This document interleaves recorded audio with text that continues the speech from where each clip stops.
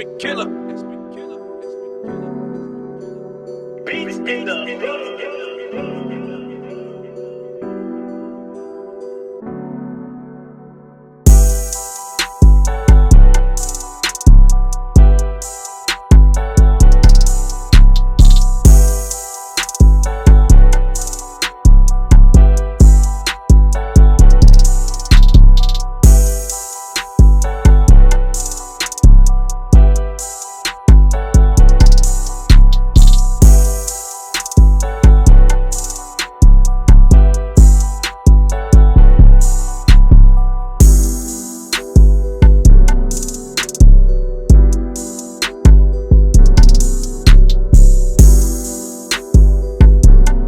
Hey yo, this is Scott Storch.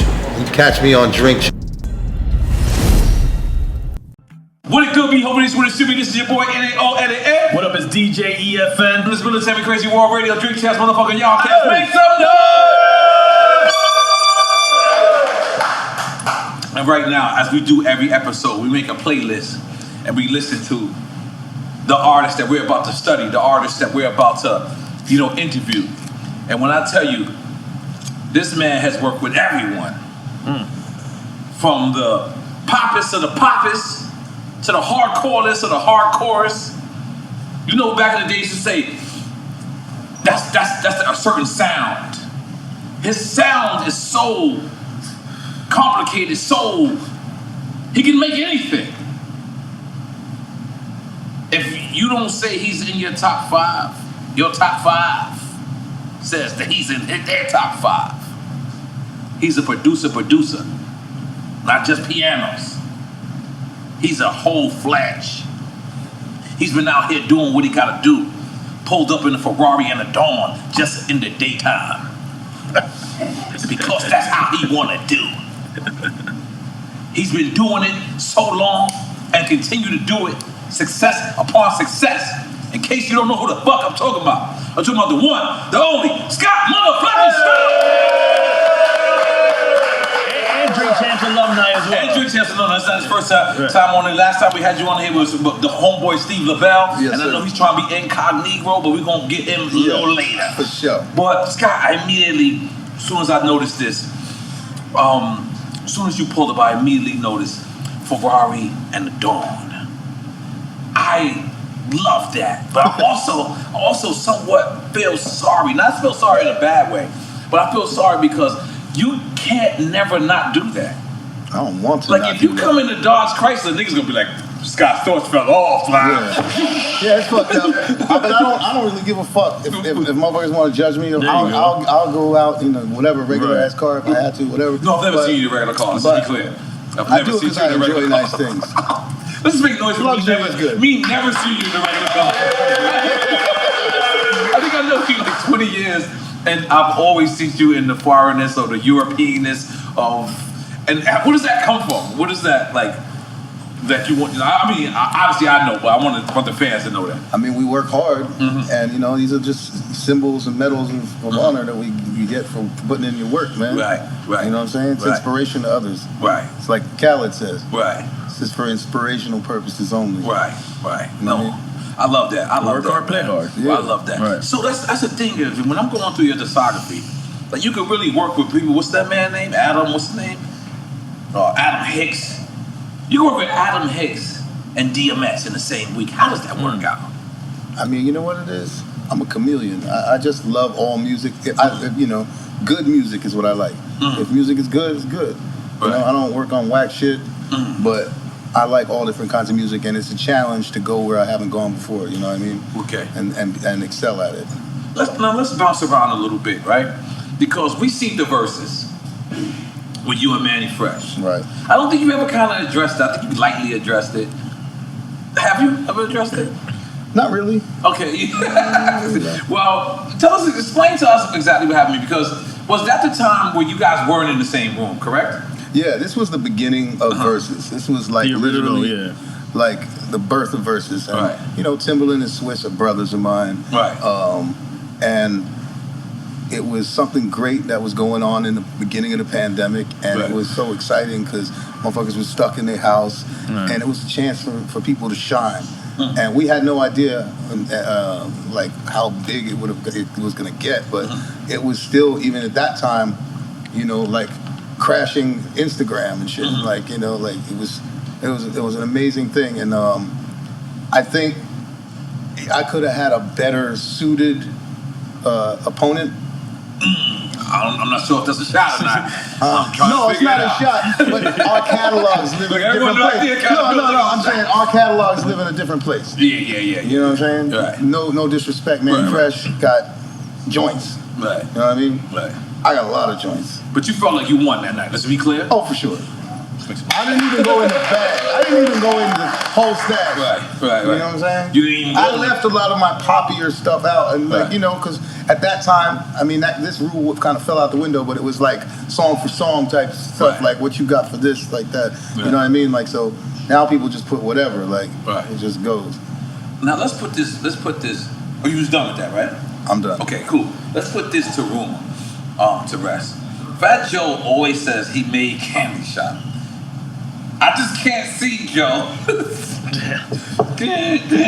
He always says he made it. Fat Joe is my brother. Yes, my brother too. One of the most talented motherfuckers. Yes, he is. And he changed my life in so many ways when he said my name on Lean Back. Yes. And me and him would hang out in the studio and do different stuff. And, and, you know, the bulk of the main part of the song, you know what I mean? All that, like, yeah, obviously it's my language, it's my keyboards, it's my drums, all that stuff. But, you know, I sat, and he was an inspiration to me during the making that, and then his suggestion to put the doo-doo-doo-doo-doo-doo-doo. But he ain't hit no buttons. No, I mean, he doesn't get, you know. Is he a writer on the record? Is he a writer on the record? Right. Like, was his contribution? Yeah, by saying, let's use this. Yeah, like, that is kind of producing. Yeah, like, you know, I'm not taking credit away from him. Look, I love collaborating with people, but, you know, yeah, in this particular instance, we were in the room, we make it, but I was making that song for him. For him? For him. I wasn't making that song for 50 Cent. Right. So how awkward was it when 50 Cent actually wants this record? And they're beefing at the time. Well, no, here's the thing. Okay, put us on. I was like calling, after we made that song, I was like, yo, we got one, bro. This is like, to me, in my eyes, Fat Joe. I was telling him like, yo, this is fire. He's like, I don't know, it's a little soft. It seems like a bit poppy for me and this and that. I'm like, Joe, this is a hot record. He's like, nah, I don't want it. I'm like, okay. So I have certain, you know, little like, at that time, I think we were using CDs or DAT tapes or something, and collections of beats when artists come in, I'm playing for them, and this and that. 50 came into Miami, and he heard that beat. It was on my little playlist of stuff I was, you know, selling. Shopping. And he went crazy for it. So, again, because of the beef and because of all the crazy shit, I called Joe, and I was like, oh, man, if this happens, and then he changed his mind, I was like, Joe, I have a client that wants to buy this beat. Scott, enough with this beat already. I don't want the beat. I'm like, you sure? I don't want the beat. I'm like, all right, cool. He didn't ask who the client that day. Right, he made it that day. Okay. He made that shit that day, and just a little bit. Right. So just a little bit. Yeah. Jesus. Two joints, and I remember. Right before that shit came out, I got a call from 50, and he was like, bro, for whatever reason, I don't know what the politics behind the call was, but he was like, yo, you saved me. He's like, you gave me fire. Wow. And I'm like, okay, cool, I love it. You know, and then boom, they both hit amazing videos, amazing songs, and went crazy. They all chart-topping songs. God damn it. Make some noise for that. Let's be clear. Joe is both our brothers. Was he a little confused with some tequila? I'd gladly pour it for you, sir. Why not? What else you got? We got tequila. We got Ace of Spades. If you want to, you know what I mean? You can have some marijuana. I don't suggest marijuana at all. I mean, I'm on Drink Champ. So yes, God damn it. Make some noise for Scott. God damn it. So what was it like when Joe actually finally got to hear? He was cool. He was cool. He knew what was the story. Yeah. Joe's not family at all. That's family. Yes. So moving on, we had Game on here. Game made some serious allegations. I didn't know how. If I don't answer these questions, I got to drink, huh? No, that's not yet. You rushing the show, Scott. You rushing the show, Scott. But Game said something that shook up the internet. I'm not even talking about you yet. I'm not even getting to you yet. I'm just getting to a generic part of Game's interview. Where he said, smoke for this one. He said, Kanye has done more for him in the past 2 weeks that Dr. Dre has done his whole career. How much y'all gave him to drink that day? No, this is before he was drunk, so I can't give it to him. He brought it for himself. He wasn't drinking at that point. When he said that, was the very beginning. This was the very beginning. This is like where Look, you at. people say things when they in a mood or they feeling certain ways about certain situations. I don't know the politics or the dynamics behind it. Right. But I can tell you this. Right.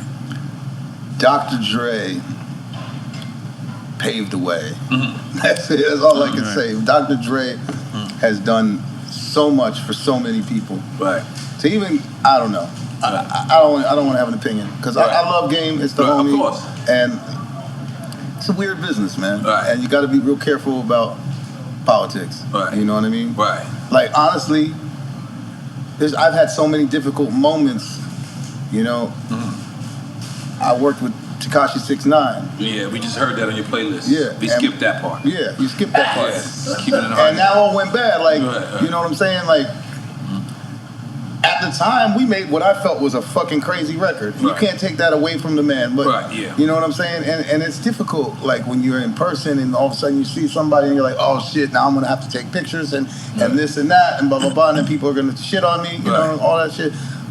It's hard, man. But you didn't work with him after it was before, right? No. Okay, yeah, that's respectable. Yeah. Yeah. You gotta get that money, man. I'm just saying, like, I've been, you know, it is what it is. Right. We gotta, you know. It's where the art meets the business. Yeah. I will say this. Them Tekashi records be streaming, boy. Those residuals. You ain't making no noise for that. No, I'm not saying. I'm just saying that was a bad. Yeah, I know. But no, I'm not working with him. All right.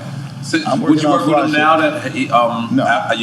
No. I don't see a reason why to. No. Yeah. yeah. You worked with so many people. Like, I ain't gonna lie.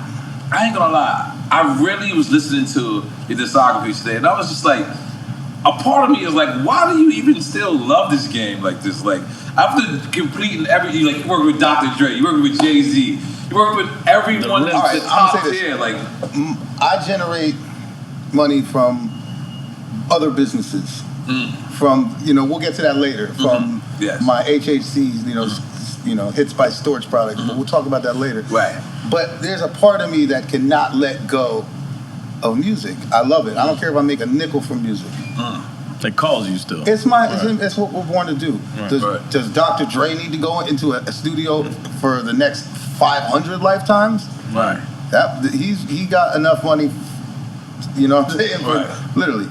But he won't stay out of the studio. He loves it. It's in his heart and it's in his soul. That's what we do. You know it. That's what you do. Yeah. You know what the craziest shit is? You're part of my journey, bro. Yes, I don't know if people know this, but I was in the Roots. Yes. That was my first musical experience. It's that gumbo, baby. That's that gumbo. That gumbo pop. That's it right there. Yeah. Sure. Big gumbo. We need to get some of that twisted up. Yeah. Come on. We got Diego. Come on. Diego. Come on. Now, for real, a lot of people don't know. Right after the Roots, I was a keyboard player. I wrote a lot of the songs. I made probably the biggest song the Roots ever made. First albums, the first. Do You Want More? And I did a lot of stuff over the years. The only one I really didn't work on of the original albums was Philadelphia Half-Life. Okay. But I did the You Got Me song, which put us really on the map. I'm sorry, I know you're trying to say this subject, but let me just put it back into perspective. Like if I had a wish list, right, of people or artists I wanted to work with, and me just looking at your discography, you have them all. Like, what makes you still, besides the money? Okay, it's, we know you're gonna make great money, but like right now, I wouldn't really want to interview Jay-Z. Like, a lot of people was sitting to me and going, why wouldn't you want to? Because I have nowhere to go after that. Like, I really have nowhere to go after that. So, no, man. Have you ever felt like that? Because you've really worked with the top of the top of the top. You know what? I think it's to me about being new and staying, like my whole career, especially when I reunited, or when I united with Steve Lobel, he showed me the importance of building new artists. And forget about, it's easy to get a hit with like a legend, because it's gonna go. Like, all right, so Scott Storch makes a song with Drake and it goes big. Yeah, of course, we know that. Yeah, we know it's gonna be big. But how about when I, came back into, after my little hiatus from being a drug addict, and I came back into the business, and Lobel said, work with new artists. I'm like, really? And then they all blew up. Every single one. A Boogie, Russ. This one, Russ, so many, Trippie Redd, so many of them. They were all new, and they all blew up. Now, let me ask you something. Roddy Ricch, yeah. They all in my notes. But let me ask you, how is it working with a new artist as opposed to working with a seasoned artist who is just going to come in, as soon as you play the beat, they're going to rhyme? Do you have to shape and mold these new artists? Or? Some. Okay. I mean, if it's, give me an example. I don't think they're gonna be legends if I have to do that. Real legends, they know what they're doing. It don't matter if they're 16 years old or whatever it is. They're gonna spit fire. They're gonna write some fire shit. But there's always nip and tuck with the hooks and stuff, and maybe making the hook the best it can be and things like that. But getting back to the point I was just saying, I just wanted to complete the thought. Yeah, no problem. I started out in the Roots, and I left the Roots to become a producer. I felt like but you wasn't a producer at the Roots? I was a band member. Okay. We were all technically producing. Okay. Certain people all wanted to take all the credit for it, but I don't really care. That's when I let go. But I started my road to being a producer. Me and Derek Jackson were hitting the streets in New York. Oh, Derek Jackson, my man from Tommy Boy. He used to work at Tommy Boy. Yeah. Derek Jackson, Derek L.A. Jackson. Oh yeah, right. He got me connected with these guys, CNN, Capone-N-Noreaga. Oh yeah, I know those guys. You know those guys. I know those guys. And I was doing a session. I was in New York. I was like, okay, I got somebody to believe in me. Noriega believe in me. Yes. Capone's coming home from jail today. Yes. And we're gonna make some shit. Yes, we did. And we did 3 joints. Yeah. And those were the first 3 joints that I ever did as a real official line producer. Goddamn. And my second believer on that same trip was Busta Rhymes. Wow. I went downtown over there and we made some fire. We made a song called Bladal. Wow. And I was on my way between you and Busta. That's beautiful. And that's blossomed my whole career, man. And we went on to. So let me ask you, right, bouncing around, going back to another part of the game interview. He says that he feels like he wasn't invited because he's dangerous. Who? Game. He said, as an artist. Talking about the Super Bowl. It's Super Bowl. Okay, my bad. I should have mentioned the Super Bowl. I apologize. Okay. I'm honest. I want coffee. I've never fucking drank coffee before. Like, shit is crazy. I'm like jumping around, but I'm sitting here calm, but don't believe I'm calm at all. Yeah. Like I'm running circles. I was like that for 8 years. Yeah. So it wasn't coffee though. Yeah. So when we got to here, and then we see the Super Bowl, right? And I think I asked Snoop this. Believe I asked Game this, and I said, me off top, I believed. As soon as I seen the piano, I felt like that part should have been Scott Storch. I was there in spirit. I think I got a chance to listen to my music through the whole Super Bowl arena, and it was beyond that. It was like literally like I think either Make It Rain or Lean Back was on in the crowd, like just playing through the whole shit. And then the halftime show was a lot of my shit, but you know what I mean? Like it's Dre's moment. It's not Scott Storch's moment. Right. And the world already knows that I'm responsible for that song. Right. And did I want to be there? Did I want to have a chance to do that? Yeah. No. I mean, of course I did. Of course. Right. Of course. I would have wanted to be there too, like Stevie Wonder. Come on. Of course. That's some lifetime achievement shit. But that's Dre's moment. Right. And I love Dre. And they had a plan for the way the show was gonna be, and that's the way it was. You know what I'm saying? Maybe the next time. Let me ask you, right? Because I actually sat down with Jay, and I was like, yo, whatever. He told me, Eminem called personally. He said Eminem called personally to him and said, yo, can we squeeze 50 on there? Like it was like a humbling moment. I knew it was happening before it happened. I talked to Dre about it. Yeah. Right. So why does this guy Storch? Why does me personally like N.O.R.E? I'd have been like I don't care about being told no. Like I don't care. Like a nigga can tell me no 50, 100 times. I got the same pride of a man. Does Scott Storch ever like humble himself and say, "Yo, Dre, let me be a part of this"? Or of course I did. Oh, you did. You did. Oh, okay. Oh, okay. Oh, okay. I did not know that. Okay. But he did tell me that, you know, they wanted him to play it. You know, what I mean, it was an epic moment for him. You know what I mean? Playing, and he learned to play the song and played it, and you know. Did he at least tell you to teach him how to do it? I mean, it's for, you know, he figured it out. Dre's making music for his whole life. Right. You know what I mean? He plays you know, like a certain thing that you do. Yeah, it is. I mean, you know, I play it a little differently. Right. And you always smoking when you playing the piano. Yeah, dude. Yeah. Listen. Would you put a smoke in the Super Bowl? Huh? On the piano? Would you put a smoke? Yeah, I don't know. I don't think they would have let me. I know backstage Snoop and them. Snoop was lighting up. Snoop didn't light up. Right before, they cut it. Yeah. Right when the shoot was on the television. No, this is that's why me and Diego smoked weed at Donald Trump's house. Yeah, I see y'all. He was in the Mar-a-Lago smoking. So, boom. So everything is cool. I think it was a great moment, but of course it was FOMO like a motherfucker. Right. It was. I mean, I wanted to be there, but you know, it is what it is, man. You know, Dre's done so much for me. How am I going to be worried about that? Like, you know what I'm saying? Right. Meanwhile, they killed it, and I think all the artists that did end up performing, that's what he wanted. That's his moment. That's his prerogative. You know, if he didn't call me, if he didn't call Game, whatever. That's not us. Like, let us earn a fucking ability to get on the Super Bowl and have your life's work there. Real talk, because I ain't gonna lie, like me personally, if they would have did like a Queens show and involved all the Queens artists and I wasn't there, I would be salty. But I will also be like, yo, you know what? If it's a good show, it's a good show. You know what I mean? It is. But but I would have been a little salty. Yeah. But thank God that you're not.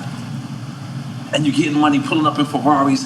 God damn it, I'm Richard Millie's, all type of crazy faces I'm back on in it. Miami. God damn it. Come on, goddammit. Back in Miami? I'm back in Miami. Why is everybody from LA moving back to Miami? It's them taxes, Miami's the shit. No, I don't even fuck about the taxes. I'm telling you, it's the whole vibe, the energy right now. It just feels right. What made you leave Miami in the first place? LA. When you lived there before. Right. I was in his Scarface mansion before. A lot of cocaine. Everybody knows my history with drugs and all that shit. And I really was trying to get clean and get my life back together for my children's sake, so I don't die, so I can make good music and not, you know, abuse the God-given talent. And I had to make a geographical change to anywhere. Right. Because it was too many people, it was too accessible, it was too just like, you know, at that time, like, anytime I wanted cocaine, it was there. Yeah, it's out here. It was out here. Yeah. You know, people know I blew a whole bunch of money while I was doing cocaine. I blew a bunch of money. It was never from buying it. People were giving me bricks for free. You know what I'm saying? It was from the decisions we made. People were giving you what? No, I'm saying people would give me more cocaine than I could do. They're getting them bricksies. Yeah, I'm saying, but no, bricks is different. No, I'm saying it's not a hate ball though. That was a few weeks. That was a few weeks. Right. Shit. Yeah. But it was the decisions I made being fucked up and blowing through so many millions of dollars, spending $1 million a week. Right. Because cocaine is not a cheap drug. No, it wasn't the cost of the coke. It was it wasn't cheap because of the decisions I was making. Right. And I stopped working. Right. I did nothing but snort and fuck. That was what I was Paris doing. Hilton, right? Jesus. I mean, I saw her opening. I had to go through it. Literally. We've all come a long way. She came a long way. We all came a long way. It was cocaine, marijuana. It was cocaine America for 1 point. Cocaine and Molly. Woo! Yeah. Now, I ain't gonna lie. I came to the studio with you one time. You had Molly, a whole clear thing of Molly. And you must have been like 50,000. I don't know. That's what I thought. And then you was just running around and everybody was just going like this. Yeah, it was before they were doing pills. I was like, let me get a little bit of that. Like, oh shit, it was pure Molly. This was not like the pill shit. It was like, you remember this? It was the raw shit. This was the raw shit. I was still high from that right now. Yeah. I still feel a tickle from it. Yeah. But when and then we're gonna get off of this because, but you know what? Because like I swear to God, when I Google your name, there's so many synonymous females, you know, from the Kardashians, Hiltons to Mariah Carey's. Why? Not Mariah Carey, that was the homie. Yeah, we heard though. That one was wrong. Nah. With her frostbite, man. That was wrong. Her frostbite? No. We'll get back to it. Don't worry about it. But what I'm saying is, where is this Leonardo DiCaprio playing Scott Storch, Wall Street movie at? We need this movie. We need Scott Storch. We're midway on the movie. Yeah. Okay. My buddy, you know, hit me up and was like, yo, these people want to do a movie on your life story. And it's one of the biggest movie producers literally in the world. And, you know, this guy, it's Atlas Entertainment, Charles Robin. He finally, I think the script is completely done. Right. It's been 2 years since I signed the deal. Right. And it takes a long time. Like Hollywood moves process. In a whole different timetable. Right. And, you know, Warner Brothers kind of picked up the funding it, and we're attaching a director right now. We're hoping to attach Jonah Hill to it, me personally. Jonah Hill can play you. Jonah Hill can play Diego. He can't play you. No. We're going to figure it out. Yeah, Jonah's an actor though. He could definitely play the later. Nah, he's an ill actor. He could morph into him. You know, I started making music at 15, you know, professionally at 16. And, you know, he could definitely do the later part of me. I think he could do it. I think he could pull it off. But it makes for a crazy movie. No, I'm a Jonah Hill fan. I follow him on Instagram. It's a crazy story. Right. I'm just thankful that it has a happy ending. Because here's the deal, Scott. I think in that story you got to keep it real. It's raw. I wasn't able to decide what was going in and what's not. I don't look like an angel in this movie. I'm definitely fucked up in my life. And you fucking in here too. I fucked up, huh? Let's be clear. You fucking in here too, right? Oh yeah. Okay. Sure. Yeah. I definitely made some mistakes. It makes me look like an idiot though, an asshole, a douche, whatever the fuck you want to call me, but with a good heart. Hey man. I never didn't have a good heart. I just was high as fuck and had too much money too fast. Okay. Now every one of like these famous stories, right, where person say it's a drug problem or it's a cocaine habit or whatever, it always starts with one female. I don't know. I don't know. Your smile is different. He's giving it look like he knows that one female. No, I don't know. By the way, I'm fishing. I made the choice to put that shit in my nose, and that was it. But there were definitely some people co-starring in that shit with me. And who would be co-starring in that bathroom, sir? There's a lot of people. You think it's cool to be a rat? I'm not gonna rat people out. No, this is your life. But you know all the people. I'll let you say it. You know who I was standing next to. I want to say Paris Hilton. I want to say that, she but was around. She was around. Okay. Yeah, Paris was around. Okay, I smelled it. We had a lot of fun. We had a lot of fun. And I was a nerd in the studio. Honestly, I was a Lindsay nerd. Lohan? Come on, of course. I was a nerd in the studio. Never did jack shit my whole life. I smoked a whole bunch of weed. I had, $1 million cars that didn't go nowhere because I was in the studio all day, every night. My friends, my boy Raul, Terror Squad, he would come to the studio, hang out, go to the club, come back to the studio after the club, and I'm still there. And I'll be like, yo, how was that shit, dope? And, I had a little social anxiety. I wasn't cool yet. Like, I was just this mad scientist in the studio. Then Paris came in, and it was like paparazzis. We were supposed to be working. We hooked up, you know what I'm saying? Like, we became a thing. And, she introduced me to a nightlife. You're supposed to go raw. I'm gonna throw it out there. What the fuck? I'm the only one thinking that? I mean, all these men in this room, niggas, we was rooting for you to go raw. My pullout game is strong, so. Okay, all right.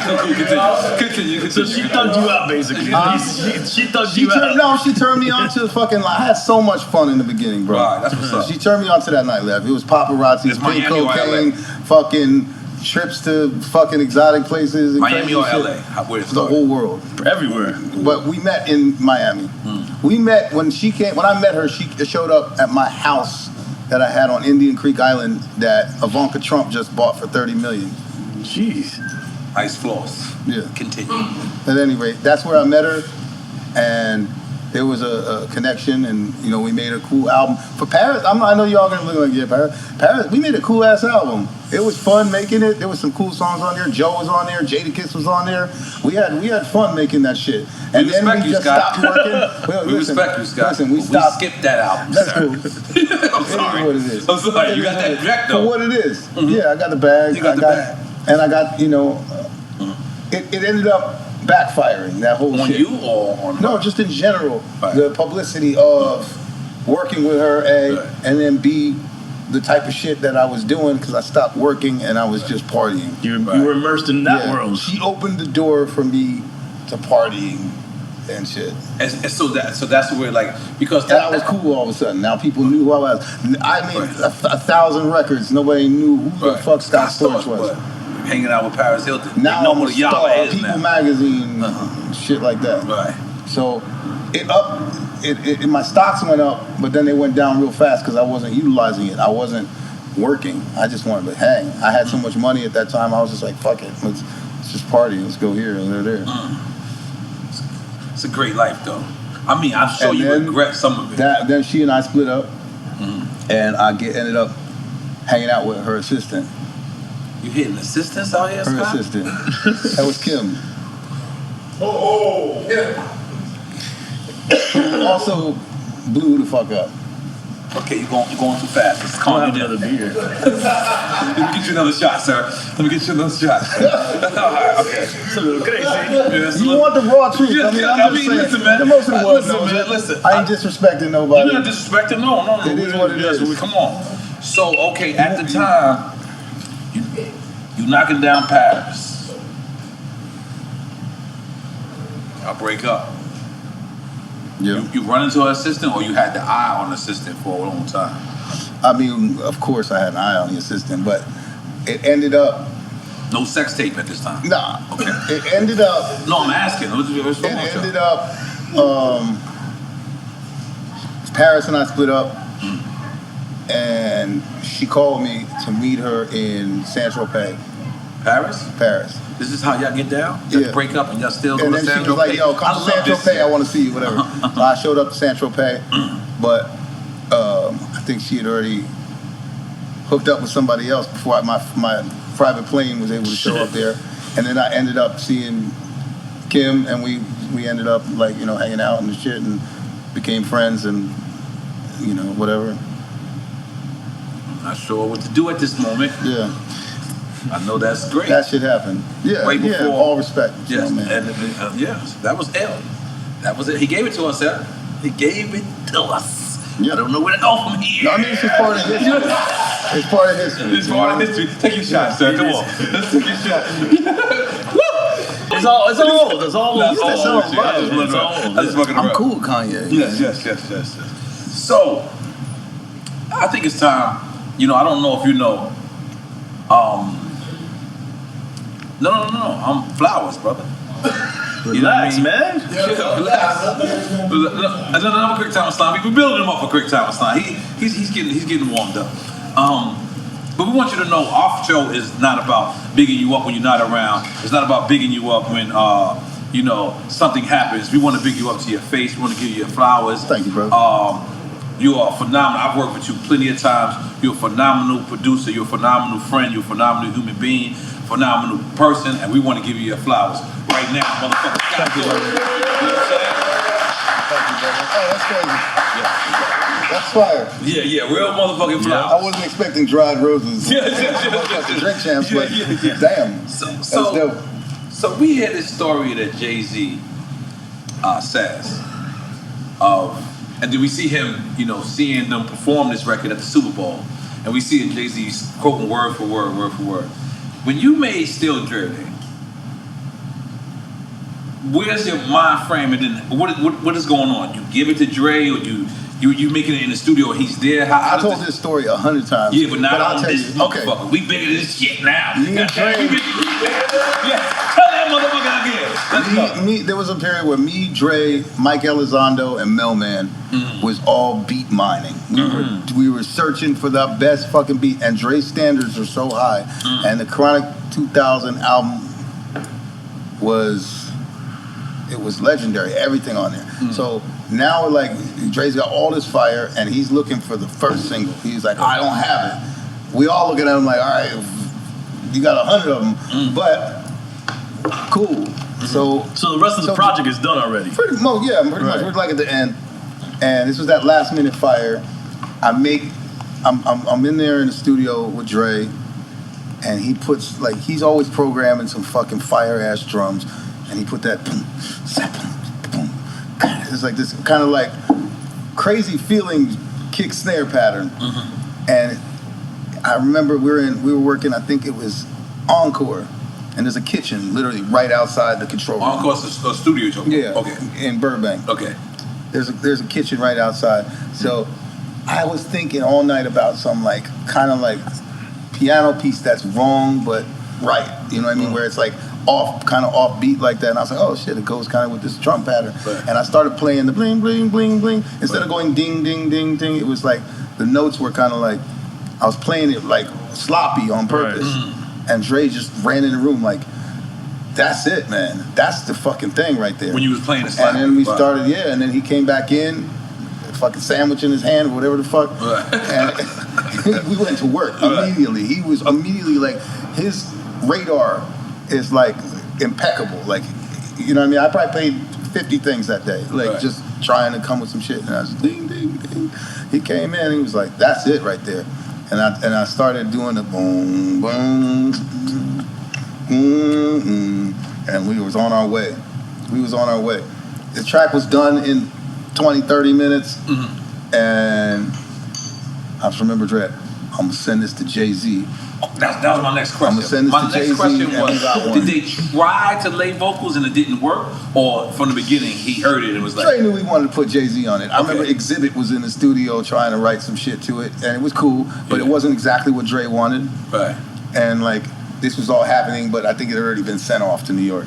But what is your mind frame? Because you're making this for Dre, and you're like, why would you send this to Jay-Z? I'm like, I think I'm going to have a big-ass record. Oh, you already knew what it was. Oh, okay. You knew what it was. Oh, you knew it. Yeah, I was like, oh shit, this is going to be crazy. It was almost like immediate. The vocals came back. Jay-Z's demo version of this shit was insane. And then Dre just destroyed it.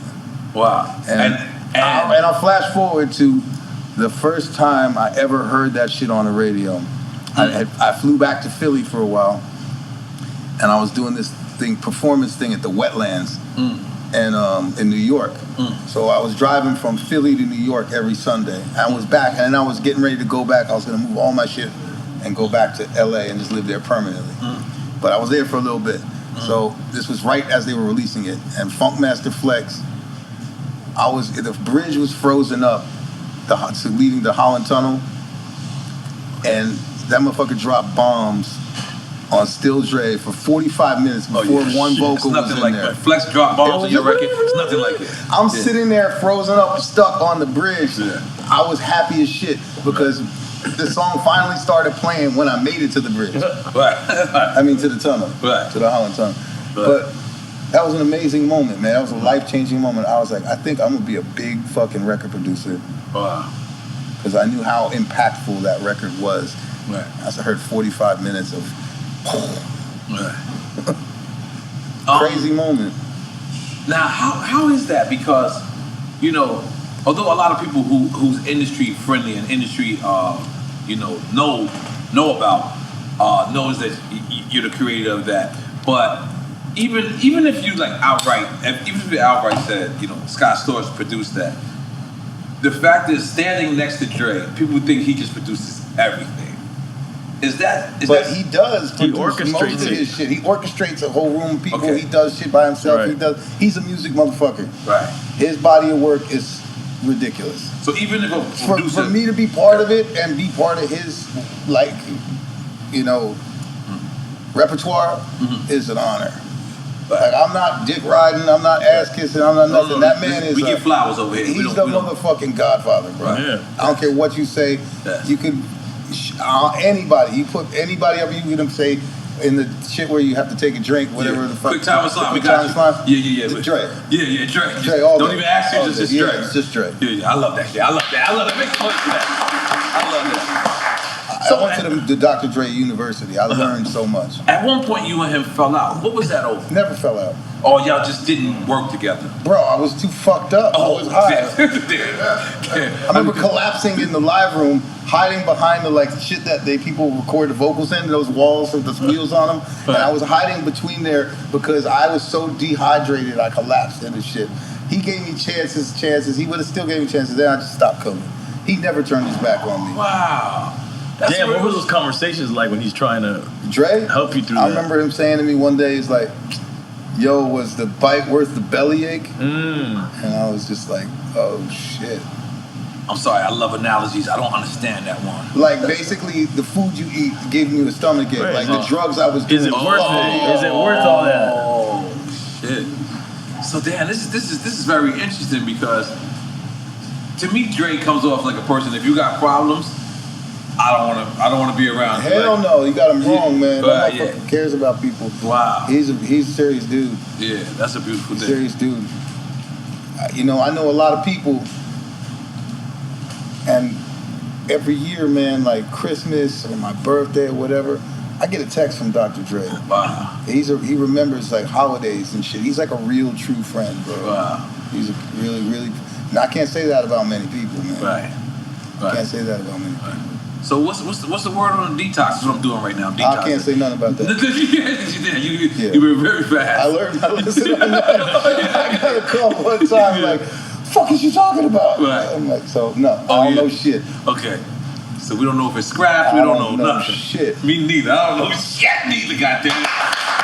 But we as we discography, pulling up your discography, you have a single with Chris Brown, Tyga and Ozuna. Yeah.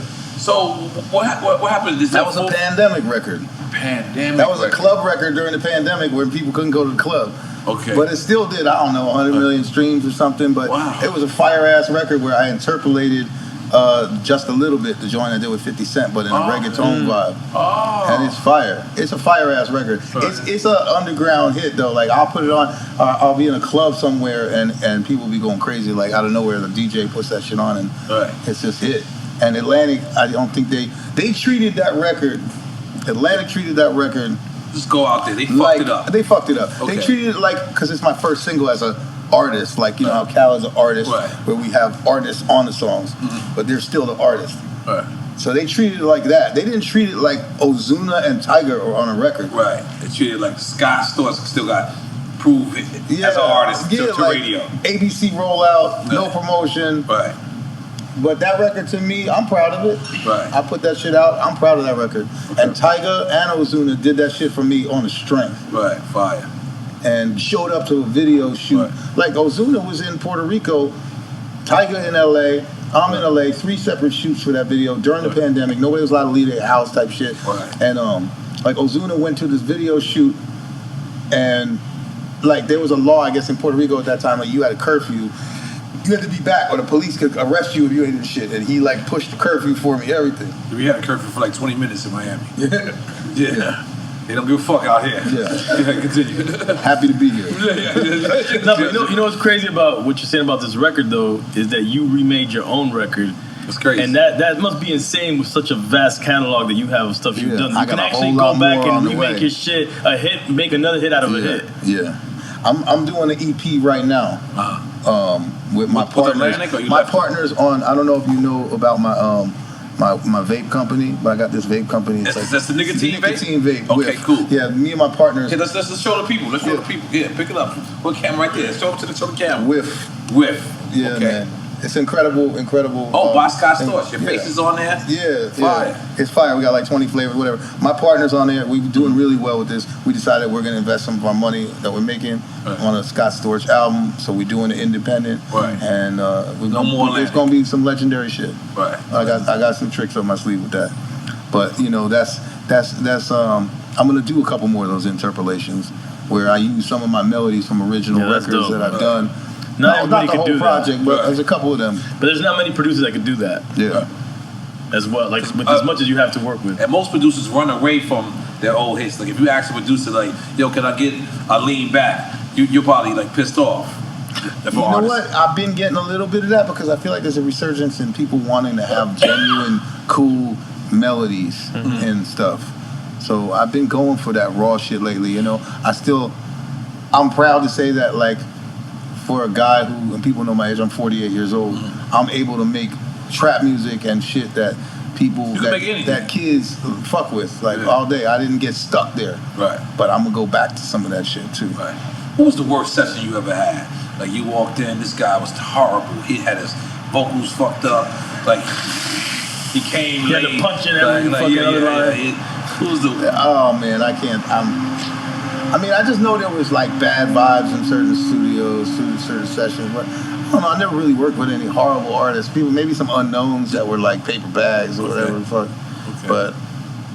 It was bad vibes, you said, one time? There was a couple of vibes, like, that was really, like, just not right. Okay. But, you know, we ended up working our way through it. But, like, I remember one time I was waiting in the studio for, like, hours for P.D. Pablo to show up. And this when he got North Carolina, come on and stand up. That's a crazy record. We're on turn off. So, go ahead. He didn't show up. So I called the studio and I was like, yo, I want the studio. Let me take over. I want to pay the bill for this tonight. This is in New York? This is in New York, yeah. I feel like it's in New York. I'm going to pay the bill for this. I want the studio. I'm going to work on some other shit. I'm in there smoking weed, smoking shit out and this and that. And he came in late as fuck, like 2 in the morning, thinking it was still his session. And I got yelled at for smoking weed in there and all kinds of shit. It was like really awkward moment. One of the most awkward moments of my career. Wait, he yelled at you? But we were, yeah, it was like... You know, like, don't smoke weed in my session, like in my studio, or whatever the fuck it was. Pablo, I'm appalled. Yeah, I was kind of like, all right, and I bounced. Wow. I was just like, I was kind of offended, but we worked our way through it. We worked it out. Yeah, Holy shit, I didn't know that. I didn't know you. But that was a weird story. Weed and rapping sessions? Yeah, bro. I didn't know that either. I thought that was obsolete. That's crazy. That's your time of quick time slime. Let's go. Come on. You bring it in your ringer? Am I still gonna be able to talk about these things that I want to talk about? Absolutely. Let's talk about it right now. Let's go right now. One of my favorite things I got going on right now is this company, which is Hits by Scott Storch. Hits. Because, you know, there's every so often there's a new cannabinoid in weed that's introduced. There's THC and CBD and Delta 8, Delta 9. CBD don't get you high. Yeah, no, not really. But HHC, which happens to be derived through CBD. How many of these? Hey, time out. You're going too far. Is this? This is called HHC. This shit gets you fucked up. So that's like the highest and form? it's legal. Yeah, and it tastes amazing, like straight weed taste. Is it like ecstasy? Which was the one that's really tastes good? The Pink Runts is actually the one. Pink Runts? Trust me, this stuff, it had you nice. It's legal. And I'm. Why you keep saying it's legal? I'm saying yeah, it's weed, but it's derived from CBD. It's legal in 50 states, like whereas like. But it's legal. So you're saying even in states that I can ship this anywhere in the fucking world. Okay. And it gets you high as shit, tastes good, and it's weed. This is beyond that. This is a new shit, HHC. So it's weed, but it's not. It's by Scott Storch. Okay. Got it. I'm looking a little crazy. How do I do this? Okay. And this goes back in there, right? Pause. Wait, how do I get this one? Okay. This tastes pretty good, huh? Oh, there's a little. It's not a blunt, man. Tastes like lemon icy cake. But you could be just sitting there, you know, smoking this shit. You got kids, you in the fucking room, it don't matter. They tried to keep me out on the plane for this shit one time. Yeah. When the vapes first came out, you know they got the NBA girl and the WNBA girl locked up in Russia, Ukraine. Yeah, she could. Nobody going to get her. It's not good. She could have been smoking. She could have. No, she it wouldn't matter what she had though. Yeah. This is because of the war. It's not because of anything she had. Yeah. But yeah, Hits by Scott Storch. Hits by Scott, and they could get that anywhere throughout the country. Making the hits. And they could get it anywhere throughout the country. Yeah, hitsbyscottstorch.com. Right now. Yeah. Okay. Yeah, we launching on 420. 420. Pre-sale already. Yeah. Everybody launching on 420. I think you should drop on 419. All right, fuck it. Just to be different. Just to be different. You know, fuck that. 419, man. So, we're going to play Quick Time or Slime. You going to explain the rules? Let's go, yeah. So okay. It's going to be two names, two things. You gotta answer one or the other. If it's politically correct, we drinking. So if you say both or neither, we taking a shot. And Diego's taking shots for you, correct? Okay. Yes, Diego's gonna take shots. We're drinking with you. Yeah. I have to choose a side. You choose one or the other. But if you choose and then you don't drink, say both or neither, I have to drink. You have to drink. That's it. All right, fuck it. And I'm going to use the bathroom first. Go ahead, brother. I can have a cigarette. Yeah. Let's go. Perfect timing. Perfect timing. You know what I'm saying?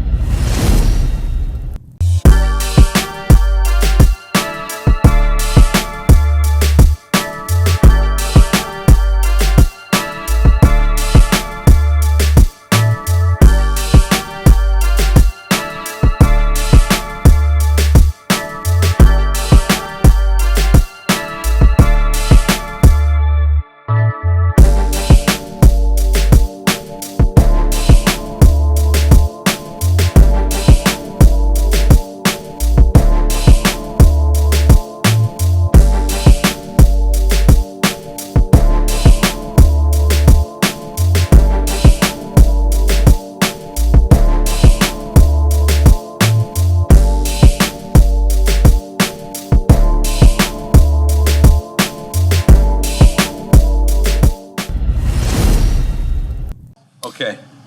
So if it explain the game, you pick. I got it. If you be politically correct, you take a shot. We all taking shots. Yeah. Well, except you, but Diego's your ringer, right? Yeah. But Diego's, Diego, you're gonna take a shot. Alright, so come on here, bro. What you doing? Yeah, you might as well. No, I'm not talking. Perfect. He's gonna ask. Yeah, you gonna keep it real. Sunny D. Come on, come Quick time with Scott Storch. Let's go. Rick Ross or Fat Joe? Give me the drink. What you want? Fuck, man. Why you went there? You can pour light. Pour light's a long game. That's two fucking legends. You can't even. Yeah. That's like. Oh, I forgot. You gotta take. Like what? Yeah. You gotta take two. Give me a first class. Shit. Out the door. I'm fucking.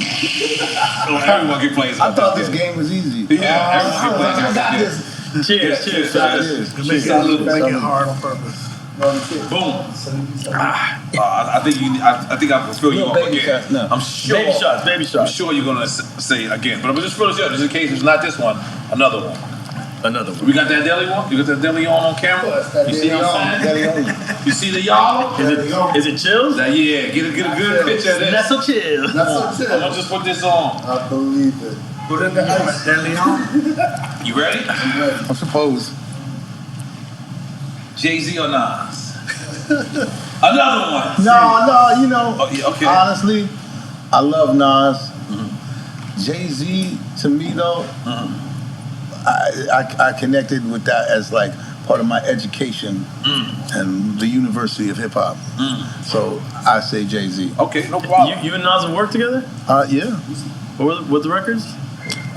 We did what the hell is the name of it? We did like three records. I forget all the titles. I made like literally like 2,000 songs. Okay. Right. You literally you worked with everyone. Right. In my opinion. Everyone who is someone, in my opinion. We actually, Nas and I worked pretty recently as well. Yeah, on a song with this kid Armin. We did some stuff. Okay. DMX or Snoop Dogg? Snoop Dogg is a close friend of mine, amazing MC. DMX, to me, is up with like Tupac as a rapper to me. Like he is a special rapper. What he talked about like moved me. You know what I mean? It was like poetry in a way. He was a brother. I tried to save his life. So I would have to say DMX. Okay. But Snoop Dogg is an incredible artist. You're talking about rappers that are like really. He's an icon. Yeah. Really with some jewels that are special and may change your way of thinking in life. You know what I mean? That's fair. Chris Brown or Justin Timberlake? Chris Brown. And I'm working with Timberlake right now. I love it, but Chris Brown. You sure you want to take the shot? I'll bet take a shot. That might take a shot. No, Timberlake is good. No, but you know what it is? What T.I. shit today. Chris Brown changed R&B music. And he could dance too. I don't know what shit I just did. Chris Brown changed R&B music. Yeah. I compare him to the Michael Jackson of our generation. So you're saying if Chris Brown and Justin Timberlake do a versus right now, Chris Brown is smoking bamboo? Chris Brown got a lot of records. Think about it. Yeah, he do. Chris Brown got a lot of motherfucking smackers. Right. Justin Timberlake has records. Right. I made one of the biggest ones. Cry Me a River, me and Timberlake. I love it. I'm still crying. I'll take the drink anyway. Take the drink. Yes. But Timberlake is, honestly, that's a good versus too. He's the most soulful white boy there ever was. Yes. There is. Ever was and is. Yes. He got Color Me Bad all four of them. Yeah, he's the most soulful white boy. And his voice is dope. He's a writer. He's amazing. I seen him. He got all four of those. Yes. He was by himself. Chris Brown is motherfucking Michael Jackson reincarnated type shit. Crazy. Yeah. And I started with him. He was 15 years old. I had him in the studio, and we made a number one song. We did Run It. Like, yeah, everybody said he was 16, but he was 15. Yeah, hit that shot. I'm going to tell you something. All right. I don't know if you remember. And we had him in Tootsies. I don't know if you remember Run It session. It was something that, it was Sean something Garrett, me, something what? And let me, I don't know if you remember, I had the better session. I don't know if he was there. And Tina Davis asked me to switch studios. Because Tina was on Def Jam at the time. Yes. Was it Hit Factory? Yeah, it was Hit Factory. Okay. Chris, she actually had the small studio for him upstairs. And Tina Davis not work in that studio. Yeah, they know that. They made that clear. That Scott would not go in there. And as a favor, would I actually switch? And I switched. And I took the little small, and that's what Run It was. Run It wouldn't have happened. I never knew. I knew you didn't know that story, but I knew Tina Davis had told it to Chris Brown, and I had never seen Chris Brown since then. So I'm in Puff's house. I'm just walking through, and Chris Brown stopped. Cause I never see him. He's looking crazy. When I say looking crazy, he was just incognito with the hat on, and I'm walking through in LA, and he stops me. He goes, "I remember what you did, OG." And I was like, "For real?" Because I was like, I always wanted my props, but I just didn't know how to ask for him. Like, you know what I'm saying? And I was sitting there, and he gave me his number. He was like, "Yo, come here." And Chris Brown for you too. Yeah. He did roll the blunt. And Chris Brown, I really respect you. I really love the love that you showed me. I respect you, brother. So I definitely respect it, and it was running. And big up to Tina Davis too. Yeah. By the way, big up to Tina Davis. N.O.R.E. Yes. Okay, this one, I think you're gonna take a shot, but I could be wrong. Timberland or Pharrell? Give me a shot, please. Okay, I will gladly pour your shot, sir. You know. And Diego's. You're talking about. Welcome, Diego, to the table. It's really kind of like comparing just two different brands of like amazingness. Right. You know what I mean? The same level. Right. So, cheers. Take a shot to the My next meeting is going to be quite interesting. Yes. Blame it on the drink champ. Yes. Yeah. Okay, now this one. No. I know where you're going to go with this one. Dre or Puff Daddy? As what? Your criteria. Just take a shot. As a person, any criteria. Whatever the criteria is. No, but give me a double fuck. Okay, all right. We got that deal on popping, baby. Yeah. Okay. I still got something else. Yep. So you gonna make it a double? Okay. Cool. Yeah, more questions. Cool. Yeah. Damn, getting fucked up. Cheers. Yeah. You talking about the mogul? You talking about? Come on. Those two. Did you hear about Snoop Dogg and Puff coming together, making a bad row or bad boy situation? Like it's like gonna be like an NFT label. We had just a collaborative NFT, right? Between my mind would come a long way. Yeah. My mind came a long way. But okay. I don't know where you're gonna go with this. I'm gonna pour up. It sounds like it's gonna be about some ladies. No. No, that's the ending of the list. Oh shit. Busta or Eminem? Busta or Eminem? Just give me a shot. Let's go. Why are you doing this to me? This is so difficult. No. Because I always say, Don't when people are like, who's the best MCs in this world? I'm like, Busta Rhymes is one of the greatest MCs to ever do it. Yeah. Still do it. Ever. Ludacris too. These are people that I feel like are like legendary fucking, changed rap type shit. Right. Okay, we're gonna need you to take the shot. Fuck. Cheers. Play it out. Down low. No. We're suffering with you. We got meetings too. I'm glad I'm the only yellow. Okay, It's Ramadan for me right now. Black Thought or Mos Def? Black Thought. Unequivocally. Look at that Philly love. Did you see that? Did y'all No, see I fuck with Mos Def. Okay. I work with Mos Def. Right. I did the Brown Sugar shit with him. That movie, I don't know if you remember that. Oh yeah. That's my guy. And we did a Hurricane soundtrack thing too. Really? We did a bunch of shit. Wow. We was the soundtrack kings together. Wow. But Black Thought is, bro. He's one of the illest MCs. He's one of the illest MCs ever in the world. Like I would watch him spit for like 3 hours straight, literally. And when he would go into, he went in the bag, bro. That guy was. Let me get one of them new gumbos, y'all. Gumbos. Look, you ain't got nothing rolled up already? Come on, dale cabrón. And we need Black Thought here at Drink Champs. Black Thought. Let me get that new gumbo, y'all. So, okay, we said we went to the Black Thought. You know what's fucked up? I played this game so long that even though I'm not playing this game drinking, I feel drunk. it's just embedded in my system. You understand what I'm saying? So we're gonna have PTSD of this game in the future. Yes. We're gonna make this a board game. We're gonna really make this a board game. Jadakiss or Fabulous? Jadakiss. All day. Sorry. Okay. Love Fab. Jadakiss is one of my favorite MCs. And Styles P like a motherfucker. What did Jadakiss say to retire him from QuickTime Live? Oh yeah, I'm sorry. He just faced most today. You said retire me already. Yo, how you gonna put the locks against Run DMC? I was just like, it's meant for me to take a shot. 2 different eras. I don't know this, and these are. It's not my questions. Yeah, there's a lot. It's meant to get you. No, it's not. 50 Cent or Ja Rule? 50 Cent. They both great. Both queens. Ja Rule, amazing melodies and this and that, but 50 Cent has some of my favorite joints. Some I made. A lot of them. G-Unit joints, all that.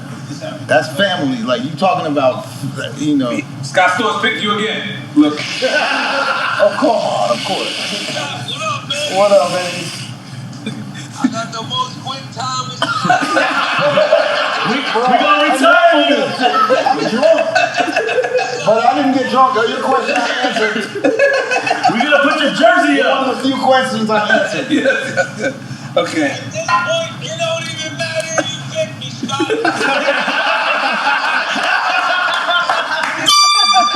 Quick time. Love, baby. Love. To be continued, let's get back in and cook up more hits. Say no more, I'm coming back. Yes, sir. We ain't gonna make too much noise. There's no more wife. There's no more wife. Look for that. No more what? No more wife. Ain't no more. God bless you. Make something else and say Here's the no more wife. Nah, the next one. Beyonce or Rihanna? You work with both, right? I know. No, I never worked with Rihanna. Rihanna, Honestly, okay. that's one of my things I always wanted to do, is work with Rihanna. Riri? Yeah, with Riri. I'm going to get to the answer in a second, We but already got the I have word. the most uncomfortable Rihanna story. Let's go. I'm a greenhouse in New York. Greenhouse, I remember I it. finally get a chance to meet Rihanna and say, I want to work with you, blah, blah, blah. She's mad cool. I'm going to go up into her little VIP section where she's at, say what's up, cool, blah, blah, blah. And I gave her a hug goodbye. And my shirt got caught on her hoop earring. Oh my God. It was so embarrassing. That was one of the most fucked up shit. I was like, I ain't never getting a fucking Rihanna beat ever. Every picture was gone. She was like, ow, my ear. And you're like, I'm like, I just fucked up so bad. I'm just gonna walk here super embarrassed. But Beyonce, man, she's the shit. Like, I never worked with her, with Rihanna, but I worked with Beyonce, and I can tell you, that's the best vocalist I ever worked with. Like, her voice is an instrument. Like, that goes into the arts and sciences of music levels and shit. Like, God-given talents, creative person, and just believed in me. And we made, on one album, we made 3 like fucking #1s or whatever. And I still work indirectly for her. I'm doing stuff for her with Chloe and Haley right now. We got a Grammy nom last year for the song "Do It." That's her group, Chloe and Haley, and they just called and said we got another one. So Beyonce all day. Beyonce, okay. Eve or Remy Ma?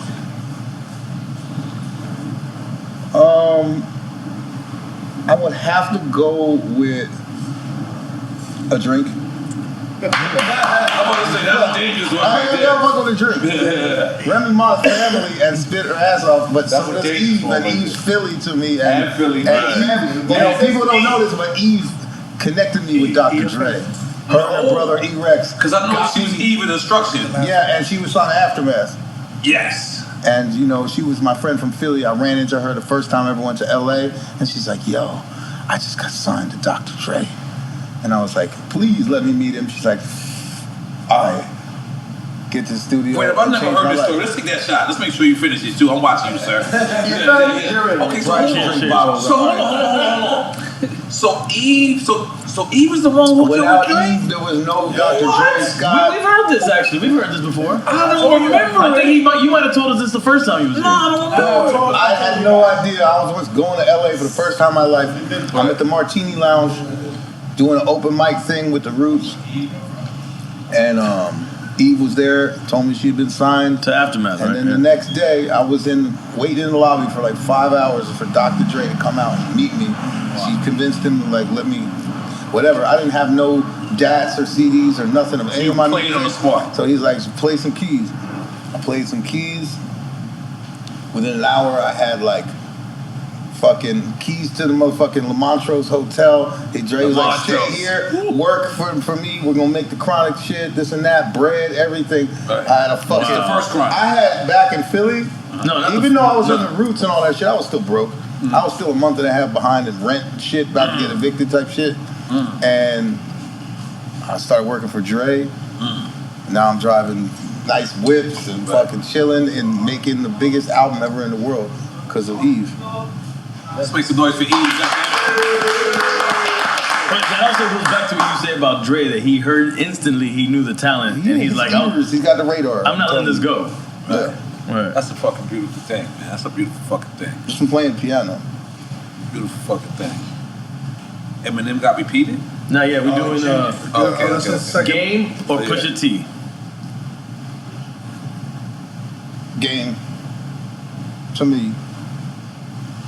Game. I mean, I like Pusha T a lot. I worked with Pusha T, but Game has a unique sound and a unique tone that to me is, you know, up there with the best of them. You know what I mean? Yes, sir.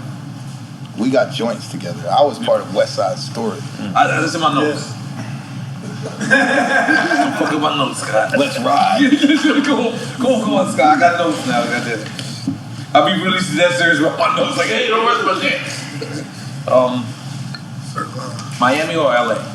Miami like a motherfucker right now. I can't believe. I can't believe. Like, I can see it in your I'm just eyes. gonna miss Dantana's. Dantana's, goddamn it. I love that chicken farm. Oh, I love that chicken farm too. Damn, I'm going this Saturday. It's gonna be hard. I'm going this Saturday. But we got Carbone. So yeah, Carbone. We should have put that on there. Carbone's a Dantana's. That's a good one. That's a great Carbone. Okay, I gotta go.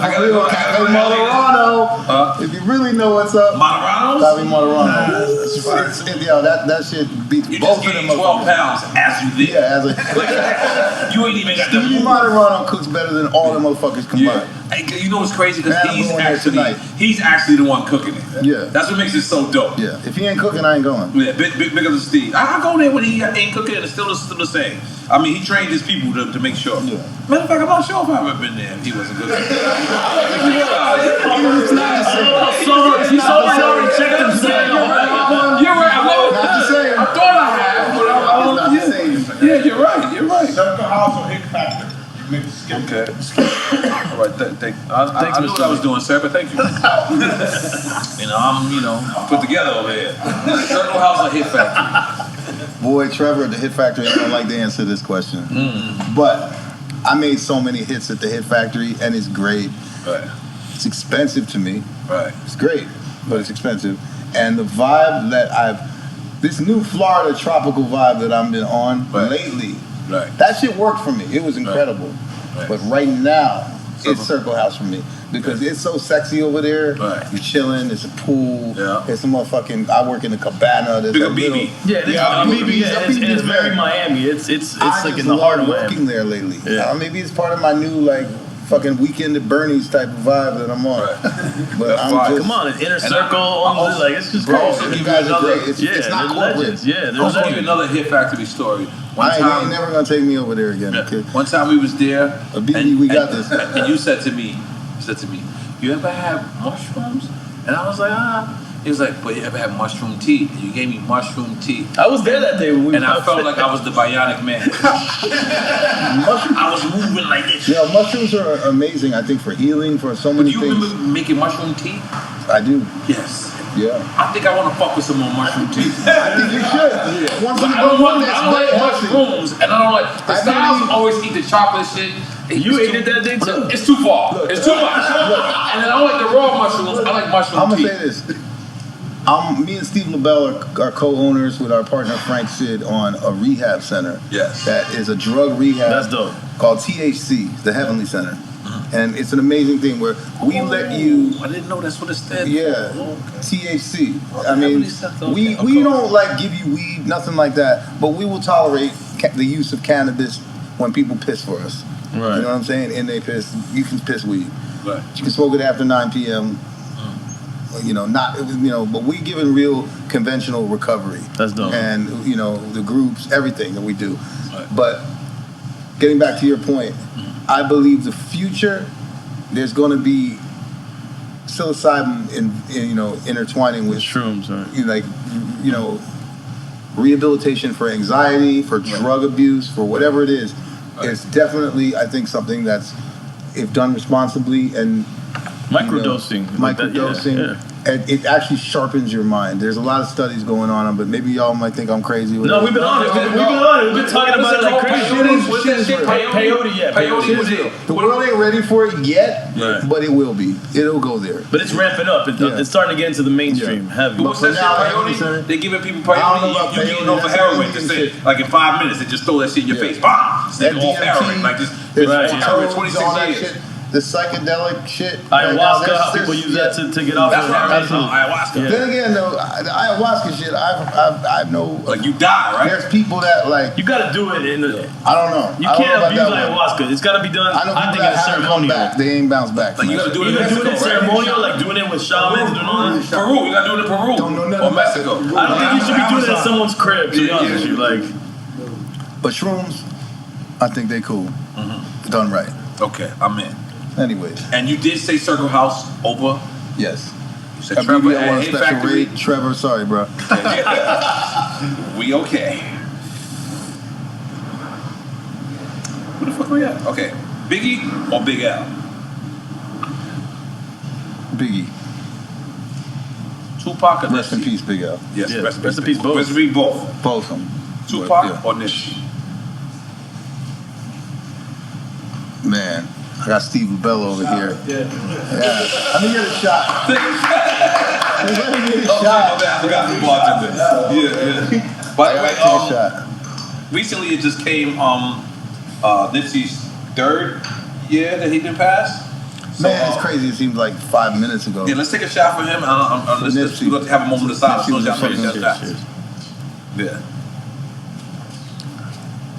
So everyone, we want to take a moment of silence. 1, 2, 3.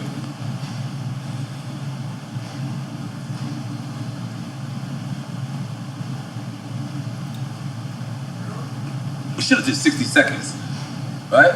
Yeah. Let's do 60 seconds. Come on, time it, Cash. Ready? Yeah. Go.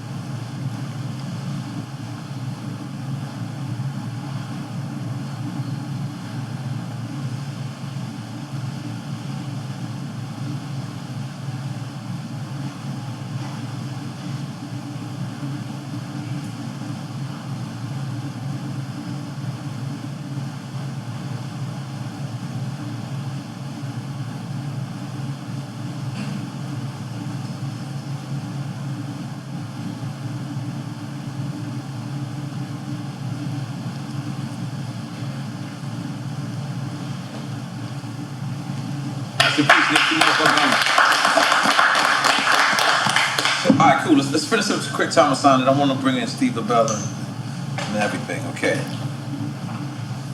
MPC 2000 or the MPC 3000? 3000. 2000 for flexibility, but overall sounding, right. The 3000 sounds like it's just the best.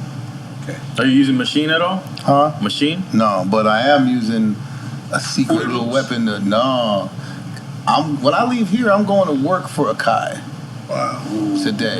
They We have heard a about keyboard? that deal. No. They Keys got got a a deal. keyboard. They got a keyboard made for you and Alicia Keys. that's made for a motherfucker that want to make the best music. It's the most wicked. It's gonna change everything. It's gonna change everything. Trust me. I experienced this shit yesterday. Are we supposed to make some noise for Akai? Make some definitely make some fucking noise. Yeah. They're serious. They ain't playing right now. That's dope. KRS-One or Rakim? Love Rakim, but KRS-One's a motherfucking man. Chris is the man. Tory Lanez or The Weeknd? The Weeknd. Lambo or Ferrari? Ferrari all day.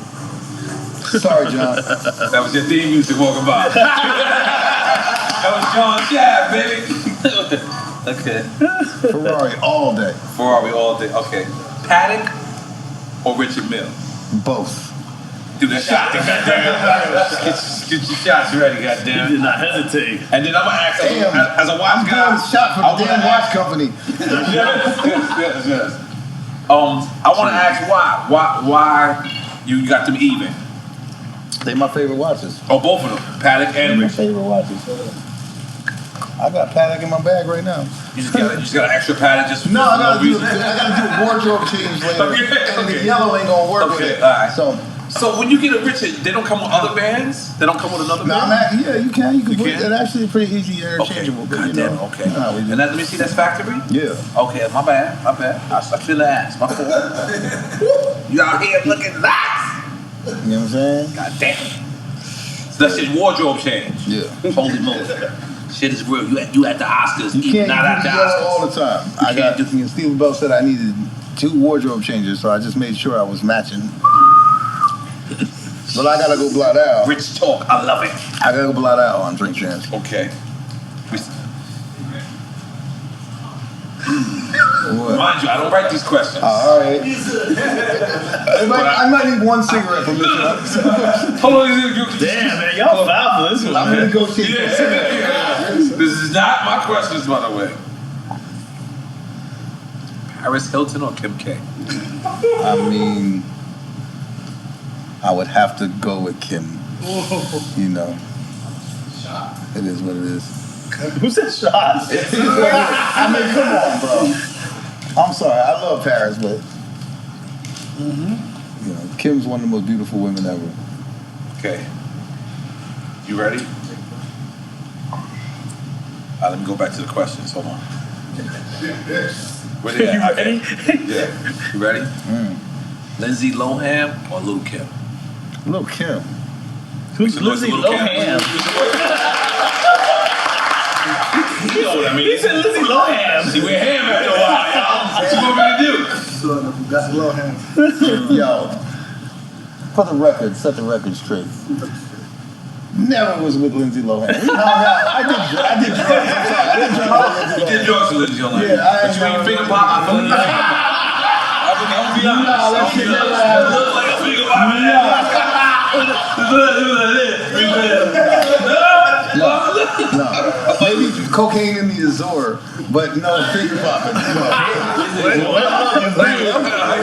The Bentley. The Bentley. Oh, I'm sorry. Come on, bro. Holy moly, I was not on point. I thought that was like a code word. I ain't even gonna lie. Okay, the Bentley. Okay, my fault. I gotta pay attention. Podcast or radio? I think right now podcast. God damn it. Primo or Pete Rock? Primo. I like it. I'm a gangstar motherfucker first of all. Hell yeah. Rest in peace, Guru. Kanye or Swiss Beats? Give me a drink, please. I'm glad to pull that for you, sir. Two legends. Yes. And obviously we're talking about production. Yeah. Well, Swiss is an artist too. Swiss is an artist too. Yeah. Cheers, Okay, fellas. let's take that shot. Scott, you ain't never gonna rhyme, right?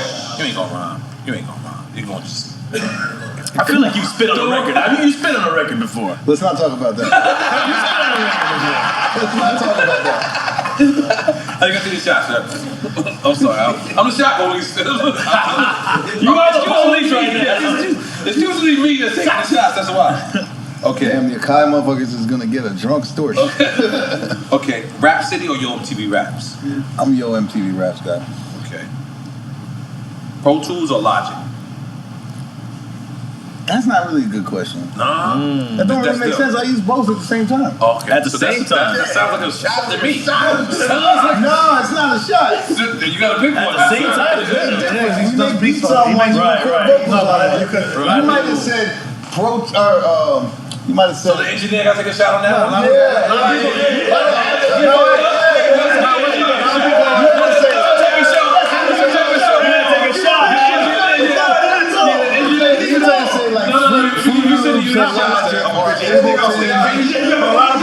Make sure you feel this. We don't make beats. Can you pass that? We don't make beats. Some people do. Hey man, there's a lot of people recording with Logic. Not sure what you said. You take a shot.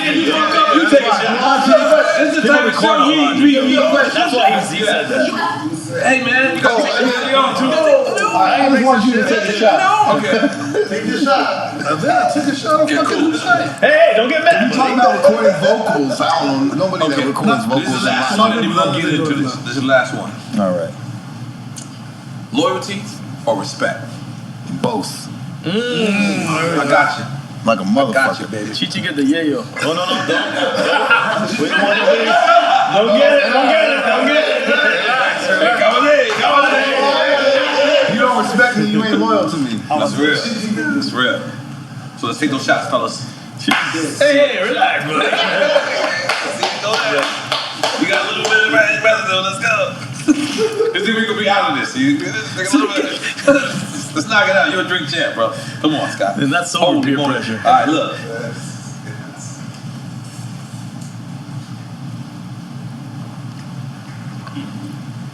You typing? You texting somebody right now? Yeah, my wife. Sorry.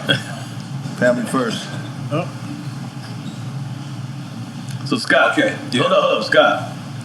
Looking back at recovery and everything, what do you think the biggest lesson that you can convey to someone that's going through that path right now?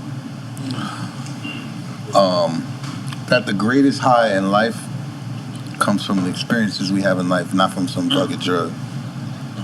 Fuck drugs. And what's the biggest struggle, the honest struggle that you have staying sober? Struggle with drugs? Yeah, with drugs. Pussy. Yeah. Another drug. Another drug. But I mean, in real life, it's the one thing that could potentially destroy your sobriety. Derail it, right? Derail it. We love pussy in life, and pussy sometimes loves drugs, and you know. Yeah. So we just have to learn to deal with pussy that doesn't love drugs. Or to control your own. Yeah. And have the self-control and the strong, the strength, the willpower, and everything. Right. But, you know, life is precious, and you know, it can all go bad in 5 seconds, especially now with drugs, and it's not like... They putting that fentanyl shit. Fentanyl, all that shit. Not even that is just an excuse, but I'm just saying in general. Like, there's so much incredible shit that we could be doing with our lives, and besides doing drugs. That's just a weakness. That means you're weak if you do drugs. Real talk. Be strong. That's right. Well, I'm gonna start. You know, I'm just skip around. We got Candy Shop knocked out. That rumor. Scott still made it. Joe contributed. We got that. Yeah. But how did... That technically means we made the shit. That's right. That's right. Yeah, no matter what percentages of the shit was. Shit, nigga, you and Joe make a beat for me. I'm in. Yeah. I'm in. So you can say, yeah, he produced Yes.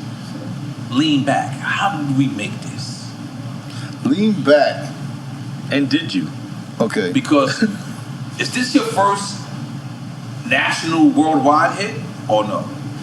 This is my first hit where somebody said my name on it. Right, you mentioned that. And that was huge. I used to come to the Hit Factory, we used to have a cheese line around the corner. DMX, N.O.R.E, Busta Rhymes. I'm like, Jesus. I had mad hits. Right. But you were like the secret weapon. Now in the open. Yeah, I didn't know or understand the value in the tag on the track, on the showing up to the video shoot. The brand, creating a brand. I was just like happy in the studio, making my shit. But it's crazy. Like my boy Raul Terror Squad. That's right, big up Raul. Who was one of my literally lifelong best friends. It's Diego, your man. Right, that's right. And motherfucking Raul. And Chris Jones. Like we were just like. Yes, Chris Jones used to be my Heineken brother. Yeah. Yeah.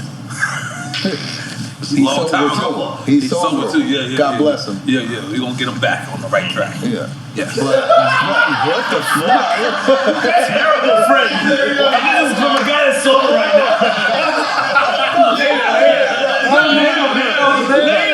I hope that someday you can learn how to drink responsibly. Yeah, that's it. Right now. Yeah, Go ahead. Continue though. But Raul, the first time I ever had like no, actually it was the second time. First time I met Fat Joe was in Rob Tulo's office at Atlantic Records, Reef. And I was with Fat Joe. I met him. We were in a room, and the motherfuckers. I was smoking weed, and Rob Tulo's office was the size of this table. And we smoked weed. We was high as shit. Joe was in there. He wasn't smoking weed. And they told me that he got a contact high. He was high as shit. Because he tried to sell me some rims while I was in there. But he said, there's only 3 of them, but you can just find the 4th one. It was some funny shit. Flash forward a couple years later, the real first time I hung out with him on a different level was at the Hit Factory. I met Raul in front of the Hit Factory, and he came to listen to some beats, and he ran over to Joe and was like, yo, Joe, this white boy got this fucking beats over there in the studio. He's in A, I'm in Studio E, whatever the fuck it was. And he's like, he got some fire weed, but isn't that? Joe's like, you just want to smoke, whatever. So the next time I met Joe that time, whatever. I didn't really get his attention, but the next time I met him, this guy that passed away, Joe Bentley, that used to own this car rental company that me and Joe were both mutually friends with, convinced Joe to come out to my house in Weston at the time and drive 45 minutes. And Raul was with him. Raul didn't know where he was going, but he was like... There's cows out there. Yeah.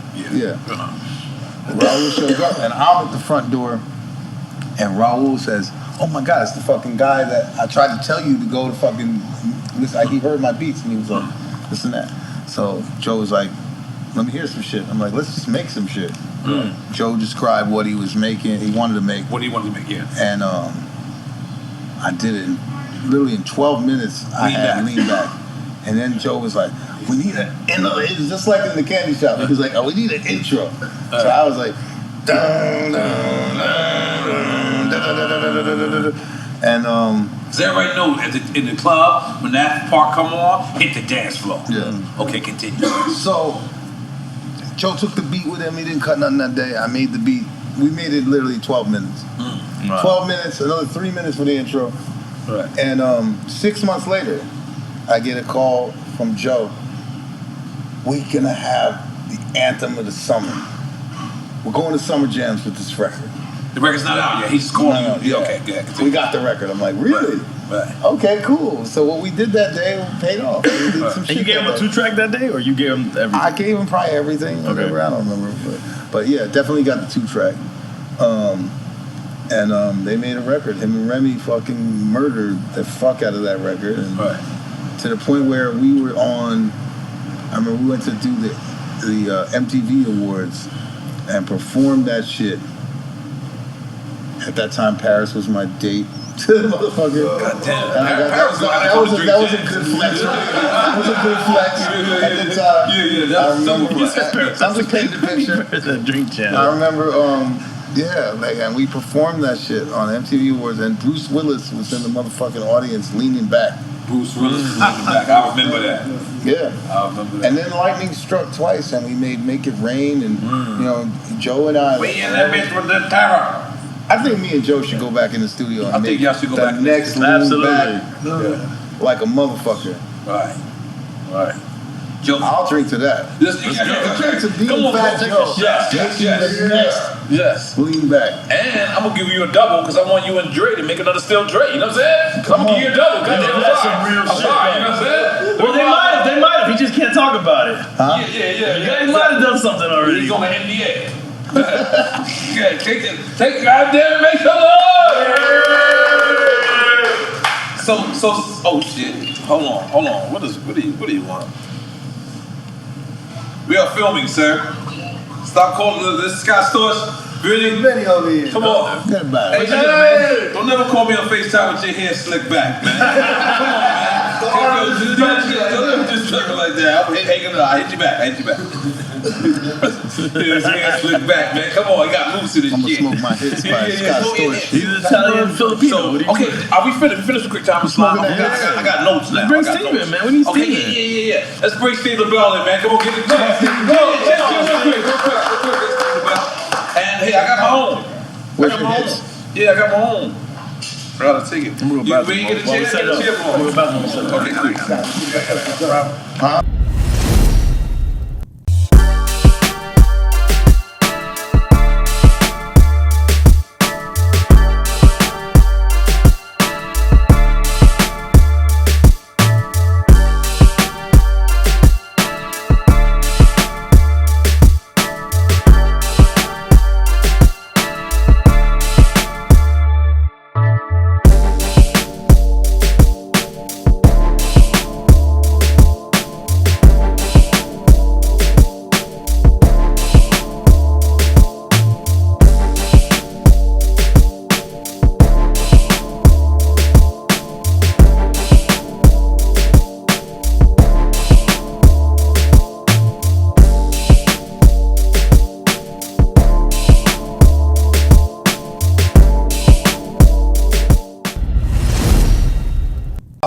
About to sit down, I want to give you a gift.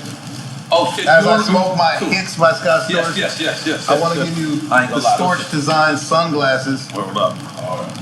That just to let Cartier make me and my partner Ellen, we designed these joints. These are Storch design, made in Italy. Italy? Yeah, this is real shit. This is no blanks. We went over dimensions, every part of that motherfucking glass. I'm in. Woo, and they feel good too. I feel richer. Me. You know what I'm saying? For Rigadelia, baby. Yes, sir. Storch design. Storch design. Make some noise, Storch design. And you are a sunglasses motherfucker. That's why we like even at nighttime you be having sunglasses on and be looking cool doing it. Some niggas can't pull that off. Yeah, some people wear it and they can't see. I tried to pull it off. I take my shit It didn't work out for me, y'all. Girls are like, oh, you got blue eyes. Yeah. Oh yeah. But I like wearing sunglasses. See, it's like if you got blue eyes, like that's for like white people wear. For black people to say, you got good hair. You got Indian in the family. Yeah, let's say to make some noise. Indian in the family. Hold on, we ready for? And yo, where Mr. Lee?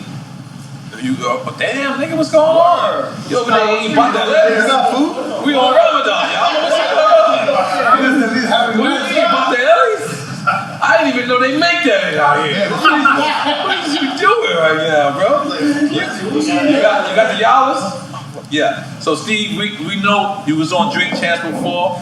And we know you didn't want to. You wanted to let Scott shine, but we owe you a gift as well. So you know what I'm saying? Because we give our flowers. And we know you went to stay to the side, but we said nah. I owe this man too. Yes. He helped me get my life back together. Yes. He don't play that. Big way. God did that. Yeah.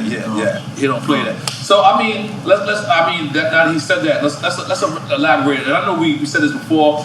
I mean, we did this before, but I want to elaborate on your guys' relationship. Like, how did it even start? How did this, I mean, to be honest with you, about 7 years ago, I started a podcast myself called Live with Steve Lobel. Oh, that's right. And I was a little ahead of my time. I interviewed J. Cole to Afrojack to, so many people, right? And I would just pull up to them. I'd go to Soulja Boy's house and get on his balcony, or go to Afrojack, go in the studio, J. Cole to his house, and just pull up with a BlackBerry and just interview people. I thought I was going to be Johnny Carson, rest in peace. So I seen Raul and Scott on Instagram.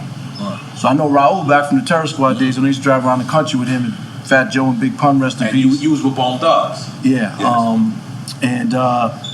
I got a long career. I started with Jam Master Jay and Run DMC, so I'll never forget that. Rest in peace, Jam J. And Easy introduced me to Bone Thugs, and I worked with Nipsey with Big U, and Crazy. long career. I've been blessed. But when I did the podcast, I interviewed Scott. Right. And shout out to Fat Joe, man, because that's family. And Raul and me used to drive around the country, like I said. Right. So he said, come to this house. So I pulled up this house in Tarzana. Scott was sitting in the backyard by himself. And I was like, where's Raul? He said, he's not here. So I interviewed Scott, and I pulled out my Chameleonaire plaque, because I won that Grammy with that, with Crazy Bone and Playing Skills. The Bride of Dirty. Yeah, and Scott was on that album, but I always wanted him to sign a plaque. And we never even knew each other, really. Yeah, we never really knew each other. So I interviewed him, and then he asked me to manage him. So in 24 hours, I said, give me 24 hours. And I said, let's rock and roll. Not knowing what I was getting myself involved with. Why'd you say 24 hours? I just needed to think about it because I never managed a producer. Oh, okay. And I had a lot going on. And I said, just give me 24 hours. And in 24 hours, I said, let's rock and roll. And it wasn't easy in the beginning. I really didn't know him and his history and stuff that he's been through. But one thing I did tell him, just trust me, and I was going to put him in with the new artists that no one ever heard of. Right. That I just, either knew them or knew someone to work with them. Right. And the rest was history. Like, perfect example, Roddy Ricch, man. Shout out to Kiefer, but a lot of people don't know his father is Key to Rock from 60s, who was the only Crip down with Death Row. He got NC on his face and got Death Row, and he's doing life. Hopefully he's coming home, but he called me, he's like, Unc, I got this new kid named Roddy Ricch. I asked Scott, bring this kid over, and Scott, of course, was like, is there an advance? Is there money? Right. But you know what? Let's do it. And we made Down Below. Right. A Boogie was in LA. I said, he's gonna pull up. Scott was like, he had 40 people with him. A Boogie had 40 people. I said, Scott, just go in the session. As he should. And this was way before anybody knew A Boogie, though. Oh. So I said, Scott, go in there and work with that kid, Don Q, him, and P&B Rocks. And I let them use Scott's car to shoot a video in the house. And Scott was making records, and they wound up blowing up, and so on and so forth. But I'm going to keep it real with you, man. You guys are talking about game, right? And I call him Chuck. Right. I was at a restaurant with Wack. Right. And we had a sushi restaurant. And we were eating lunch. And I said, I'm working with Scott. I would love Chuck to come work with Scott. And Wack was like, yo, we've worked with Scott in the past, and last time in Miami, things didn't go great. But you know what, man? I'm gonna have Chuck pull up. And Chuck pulled up the next day, and that was the first record we did with Scott. All Eyes on Me, we put Jeremiah on the hook. And I said, Scott, you gotta say Scott Storch on the record. Have a girl say Scott Storch. And he argued a little bit, because no one's ever did a little tag where we did the tag, and it went to Power 106, and the record blew up, and that was history. That's making some noise for Game and Whack, right? That was the first record that I worked with Scott doing, and that record went platinum. And I was just like, wow, and that was the first comeback. Wow. Damn, my next question was Down Below by Rowdy Rig. So you just I mean, I broke it. We think alike, man. We're from Queens. Yeah. But Let Me Love You with Mario. How did that come about? That's a question for him. I wasn't nowhere around. Yeah, I'm looking right at you. Oh, okay, my bad. This guy's supposed to see. I thought you could see my shit. Y'all both wearing sunglasses. Y'all I told the story yesterday for the COD people. Let's go. Fuck it. I'm gonna just let it rip. Yeah. I'm just let it rip. So, I made the record with Neo, my boy Cam, and we cut it here in Miami. Not Pooh Bear. No Pooh Bear? Nah. Okay. I'm just trying to get my breath back. Okay. But that gas. I thought it was immediately I thought it was a hit record. I went with Larry Jackson, my man who running Apple right now. Running Apple Music, to play it for Clive Davis. Clive didn't like it. He said the shit was whack, basically. Shit on me in the meeting. You in the meeting? Yeah, I'm in the meeting. Did Clive have a pinstripe suit? I feel like he had a pinstripe suit. No, but he was falling asleep in his chair. Damn. Like, I don't really give a fuck. I'll just tell it like it is, bro. You got to. I'm letting you see behind the veil. Yes, you have to. He said the shit was whack, basically. 6 months later,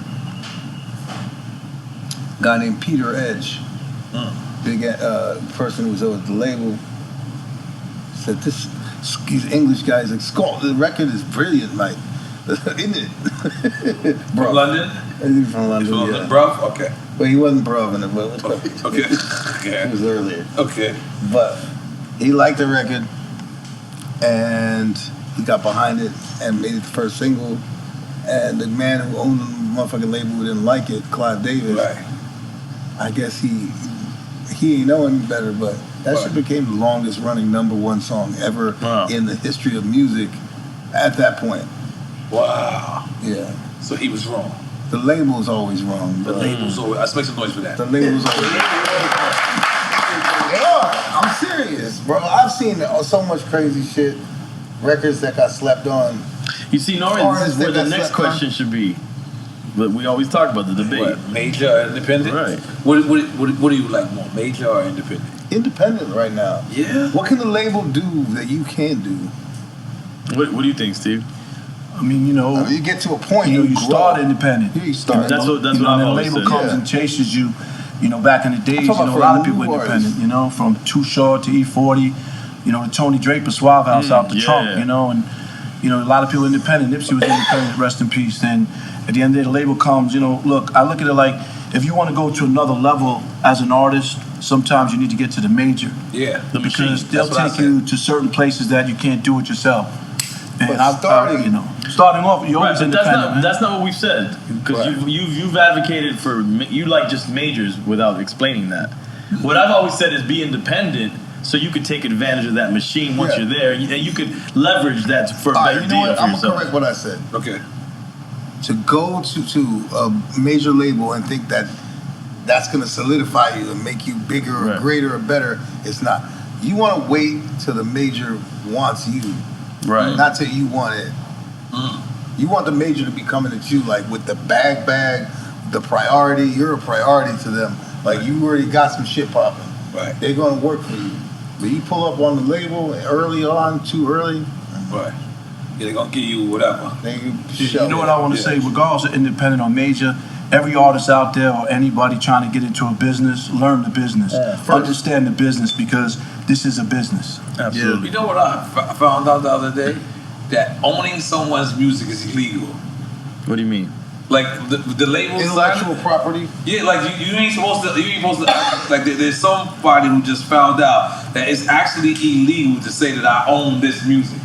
Like that's like it's Steve Stout was a part of it. It's some conversation I was watching, And I'll get more of it, but that's like crazy. Like to me, it should be illegal.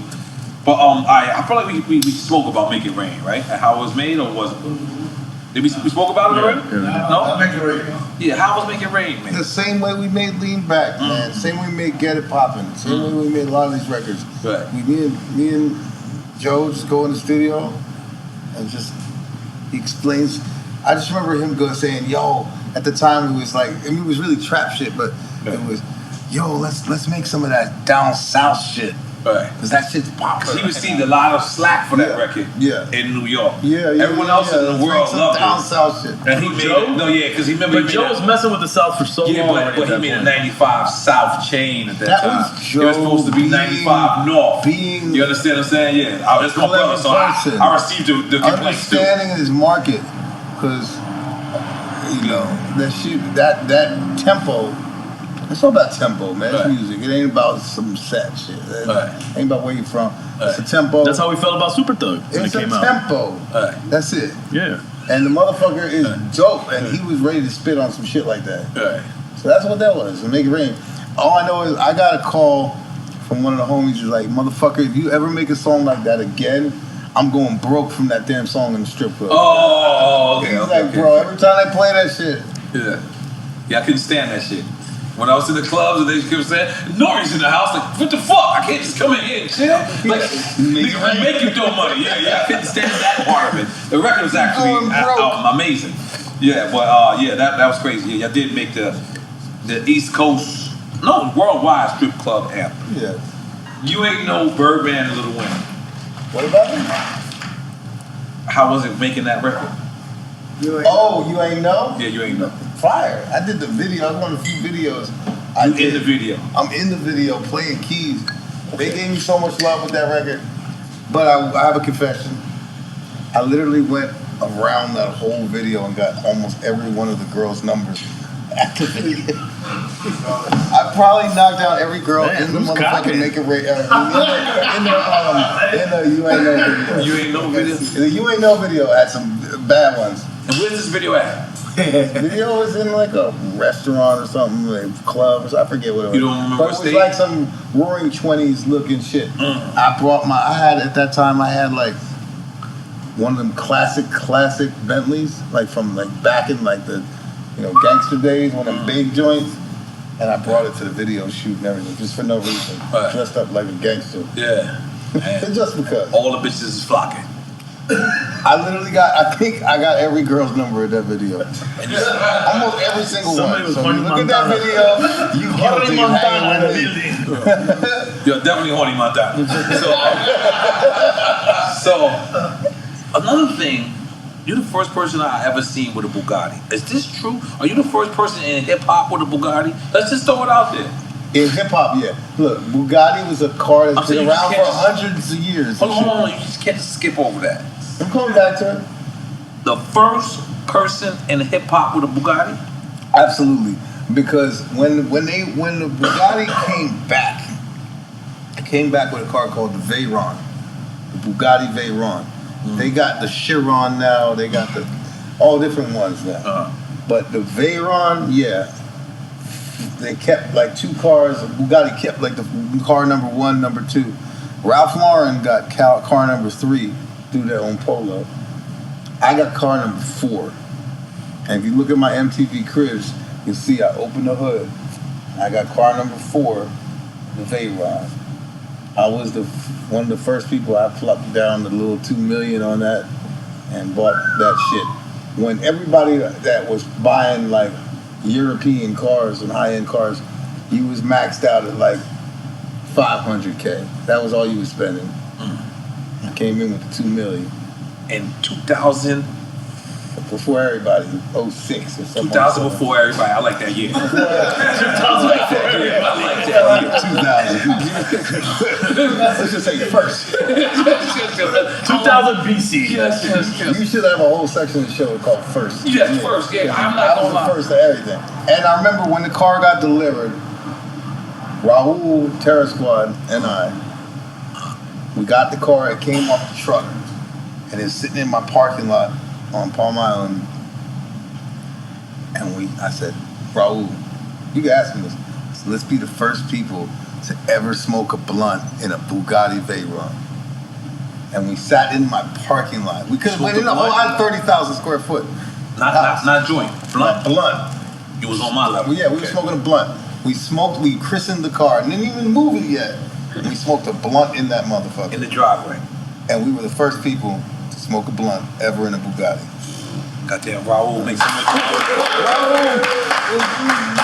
That was ill to me because... This ain't folklore. These are true stories, bro. Right. Because how did we even hear about Bugattis? Was it James Bond or that's Austin Martin?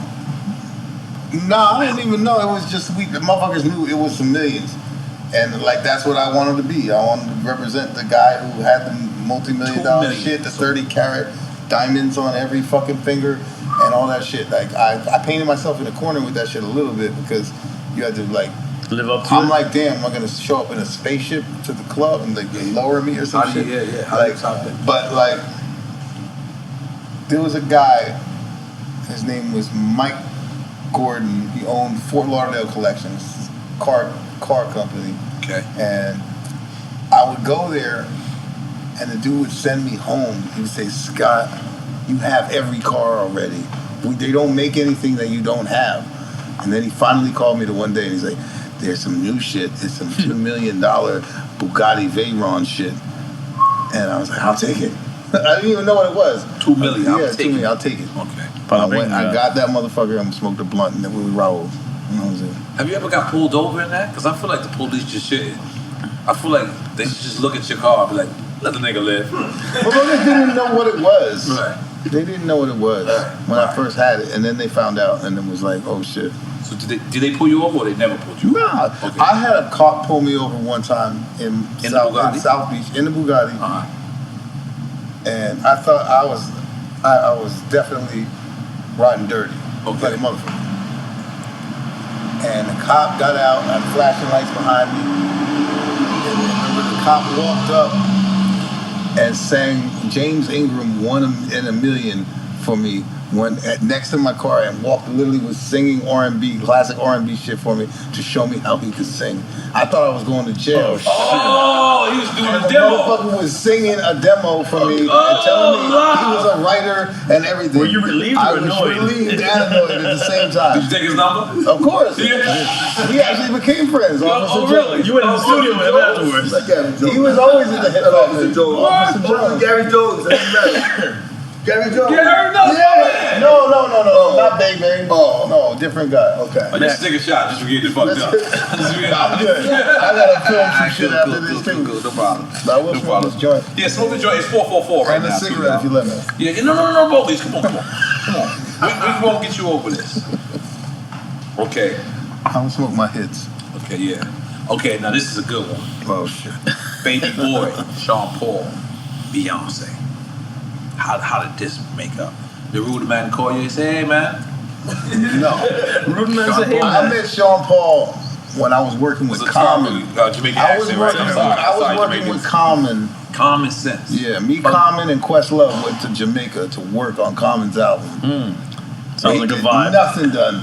Oh We was shit, in no Jamaica vibe. Anyways, I met Fahrenheit, I met Sean Paul, and we were working at G-Jam Studios. And the dude was dope. And then I seen that he did the shit in Belly, the Deport Them shit, and this and that. Shit's And crazy. I'm flash forward to working with Beyonce at the Marlin Hotel. Right. We did all that shit there at South Beach Studios. Marlin at the Hotel, yeah, at the Marlin. Classic spot. Which was owned by the dude that owned Island Records. Yep. Yeah. And best coconut shrimp you ever had Not in to your be life. confused with Island Boy. No.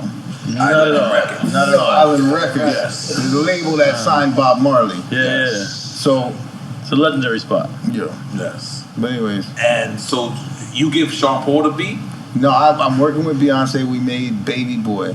And I told Beyonce, I was like, yo. This is Beyonce record? I thought it was Sean Paul's record. No, it's Beyonce's okay. record. That's on Dangerously in Love. Okay. And I told Beyonce, I was like, we need to get this dude on the record. This dude, Sean Paul, is nasty, blah, blah, blah. And we made that record. And that shit She was hadn't fire. heard of him at that point? She might have, but I mean, I was But it the was your one that idea was like, to yeah, put- let's put Sean Paul on the shit. Not just reggae, but Sean Paul particular. Yeah, he was, you know, He was on fire. Sean Paul's a man. Yes, he Nah, is he's the dope, man. yeah. We supposed to be coming on Drink Champs, right? We've been talking about it. Yeah. Shout out, Respect the Bob. man, Sean Paul. I don't know my Jamaican accent is hard. Your pats on the Hey, at least I'm trying, man. At least I'm trying. Okay, I got more. I'll drink to your patois. You want to drink to that? Okay. Yeah, I ain't gonna lie, Scott. You gotta finish that. I'm not giving you another shot. That's still your last shot. You can't be the only one that ain't finished You your gotta drink. explain the Kai. Yeah. Okay. Boom. This is a good one. I did not know you produced this. Girls in the Hood, Megan Thee Stallion. I didn't know you produced this. So, I mean, you were around when that record, the original record, was made. I mean, I was in middle school. Right. I mean, Megan wasn't. So how's this? You play her this beat and No. okay. They requested it. Yeah, shout out to Salim from 300 Yeah, Entertainment. Salim was like, yo, And we he got a reached out. challenge for you. Right. He reached out, he said flip it, and shout out to Tamika Wright, Eazy-E's wife. Right. She cleared it. Right. And the record blew up. Right. So that was the direction. The direction was to flip Boys in the That was the objective, like, wow. yeah. And then how? Do it, but put that drop on it. Right.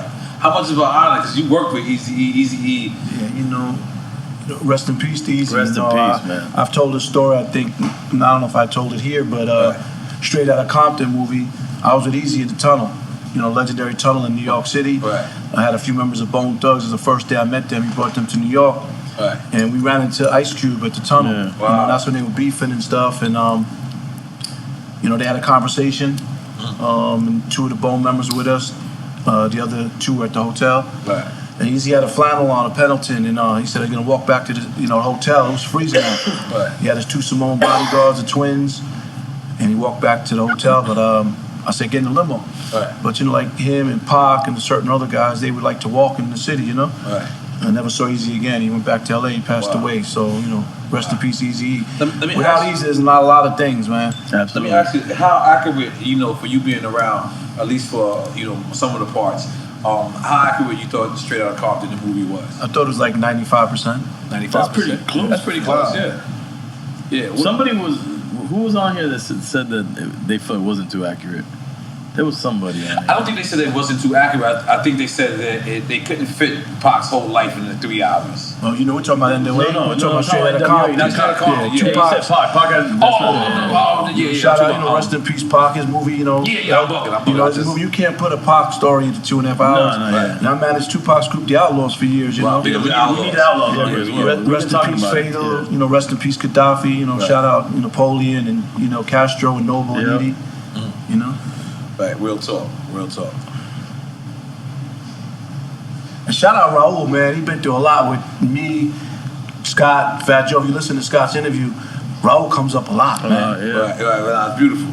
That's beautiful. So now, The Watcher. Now, this was Jay-Z record, and you presented it to Jay-Z, or this was you and Dre giving it to Jay? I mean, we did the Watcher on the Chronic album. The Watcher 2 on Okay. was it Blueprint 2? It was on there. I forget what's on Okay, I there. forget what album. What is the I album? guess he liked the record so much he wanted to. We redid it. Right. Watcher 2. Fire. Yeah. God damn it. Never, unconventional, cool shit. Okay.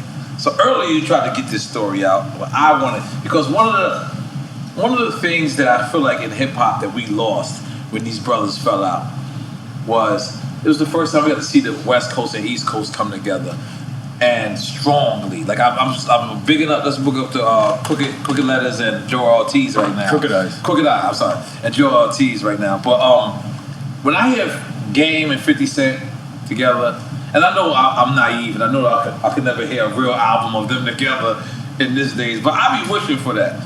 And one of those records was, West Side Story, Game and 50. How was that session? Was you making that?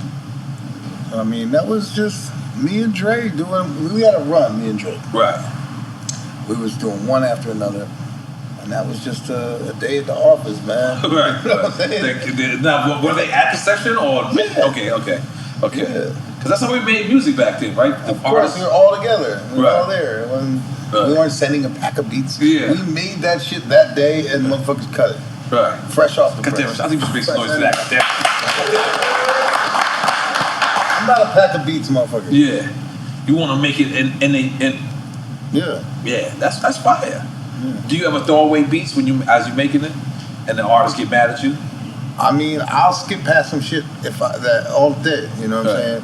But I know when the room is loving the beat. Mm-hmm. I'm not gonna stick the room with a beat that in my voice is like I feel the energy is cool. And that motherfucking artist is like, this is the shit. Right. Then I'm like, oh, okay, this is the shit. Let's go. Now, I love those producers when they sitting there and they just looking at you until they actually feel you. Looking for a reaction. Yeah. Of course. Right. That's how we But can't that be misleading as well? Like I've always thought that when you're in a studio session and everybody's like vibing because they looking at each other and they looking for that approval. The music, the studio, the speakers give you that sound. It might not resonate the same way when it goes out to the world. Right. I feel like sometimes everybody's like they hypnotize in each other's presence. There's been plenty of times I've got a beat and the producer for like this. I don't want to take that shit home to my radio. That shit is like, how do you navigate that? How do you navigate? I'll tell artists, be brutally honest, and like when you really feeling something, like don't jump the gun. Like the first thing I play might be cool, but like just. Let it happen. Like, let me know when you really fucking something moves you, and you're like, I got an idea for this. Right. That's when you know. It's like the baseball. You're not supposed to hit. Yeah. It's not supposed to be labor. Right. I don't know if it's ever been done before on Drink Champs, but I gotta take a piss, man. No, it's never been done. We do it all the time. I gotta take a piss. It's a part of Drink Champs repertoire. That's the Amazon from fucking Amazon. So, okay. Anyways, back. Hold on. We film it? We good? No, we spoke about Adam Hicks. We good? Hold on, guys. Good? Yeah, we did that. We spoke about Adam Hicks. That's right. Okay, my man Russ, Rife You Up. Oh man, that's my man Russ. Russ is amazing. He's a dope kid. So how did y'all link up? How did this record come about? Bro, Russ is such a great guy, man. He's such an artist and he's such a unique character. But I met a lot of artists in my life. But he's a producer, but he lets you produce him. He showed so much love and opened the door for me and believed in me to like carry the torch and fucking like create whatever the fuck I was feeling. He would get into the vibe and we made classics, man, together. We made like in one run, the first time we started working together, like 5 records, and every day we would make the record. He's like, at the end of the day, I'm gonna drop the record every day.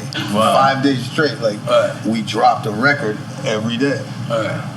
And it was crazy, man. It was like his fans loved it. They ate that shit. We got plaques off the flute song and Wife You Up, but look, it's all about giving roses, right? My little nephew Ryan reached out to me and said, yo, you need to get with this kid named Russ.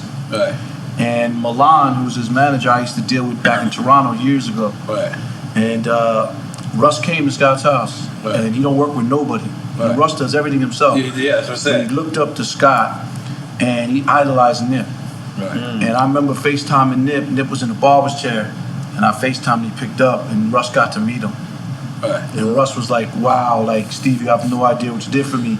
And he was a fan of my podcast, too. Russ is really a hip-hop guy. He's a hip-hop guy, for sure. And then he sent the record to Nip that they were supposed to get on, but he passed. But Russ is a different type of kid, man. I have a platinum plaque in my house for a record I did with Russ, and Not Wipe You Up?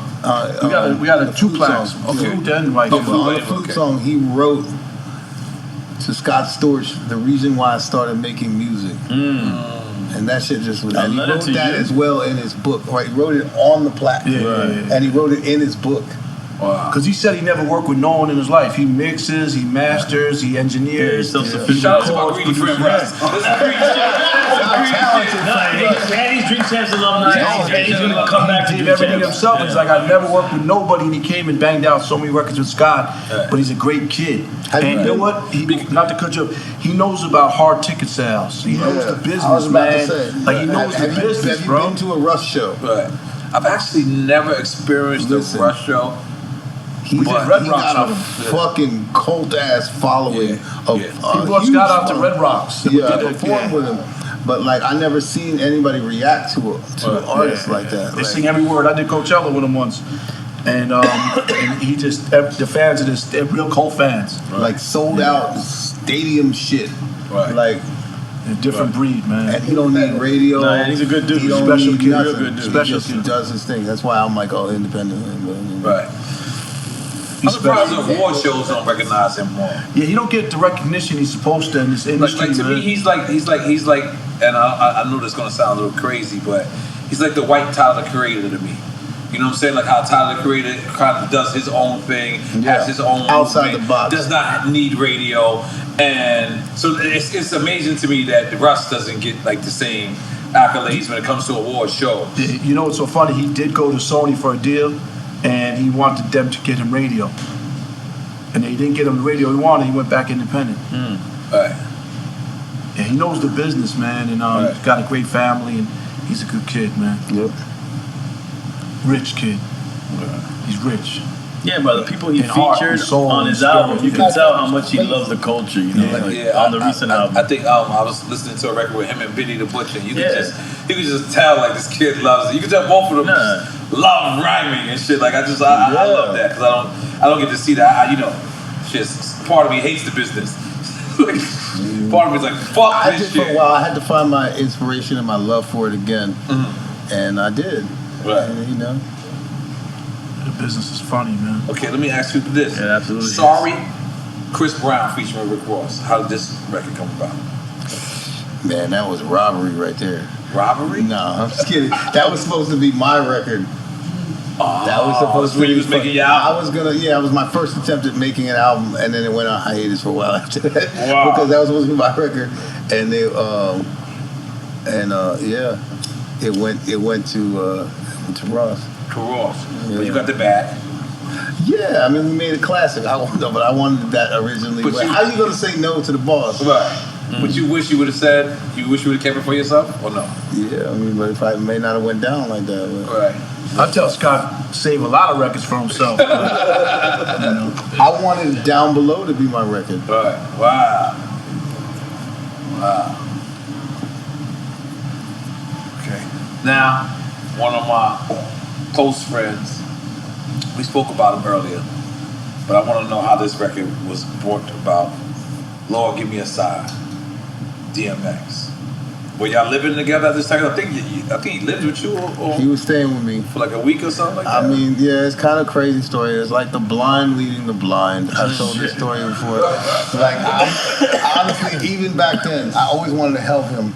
And I remember I was like snorting my brains out, and I'm telling him who was smoking the shit, like, man, shit ain't cool, man. You gotta stop doing the crack, man. Like, it was fucked up. And I said, come stay with me.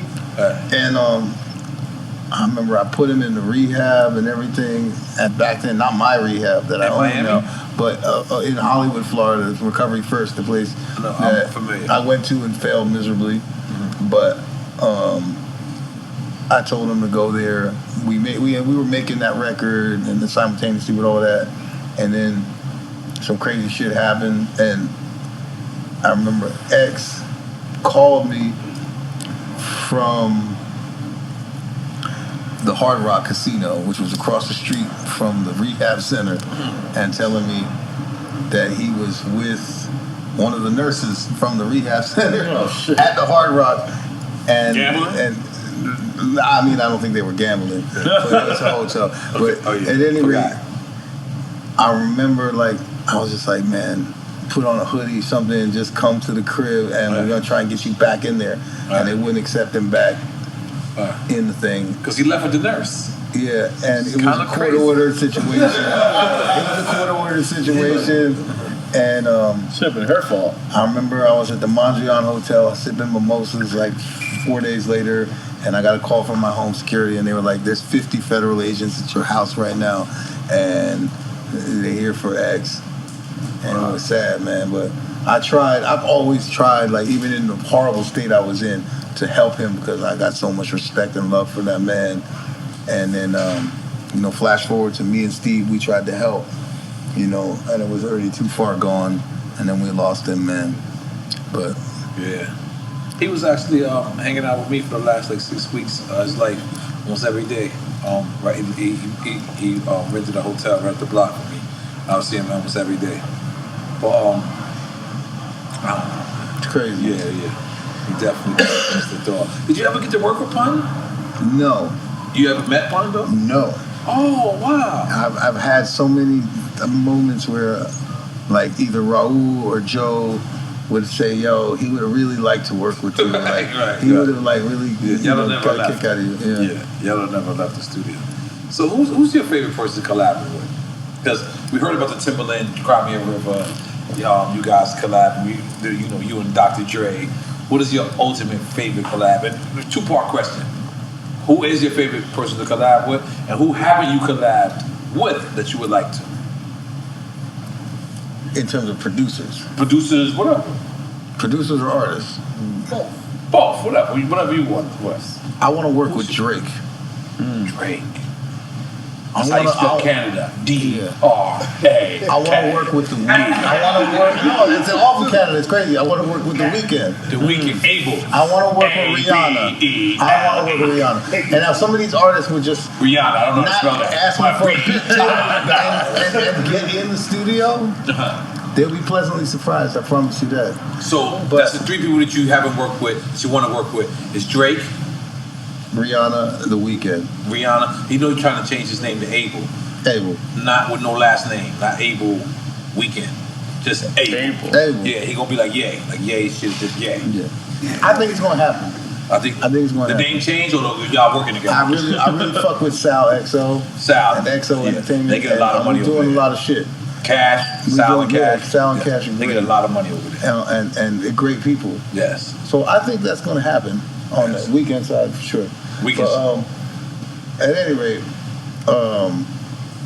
your original question was your favorite collab? My favorite collab. You haven't collab with. As a producer, my favorite collab, as I think,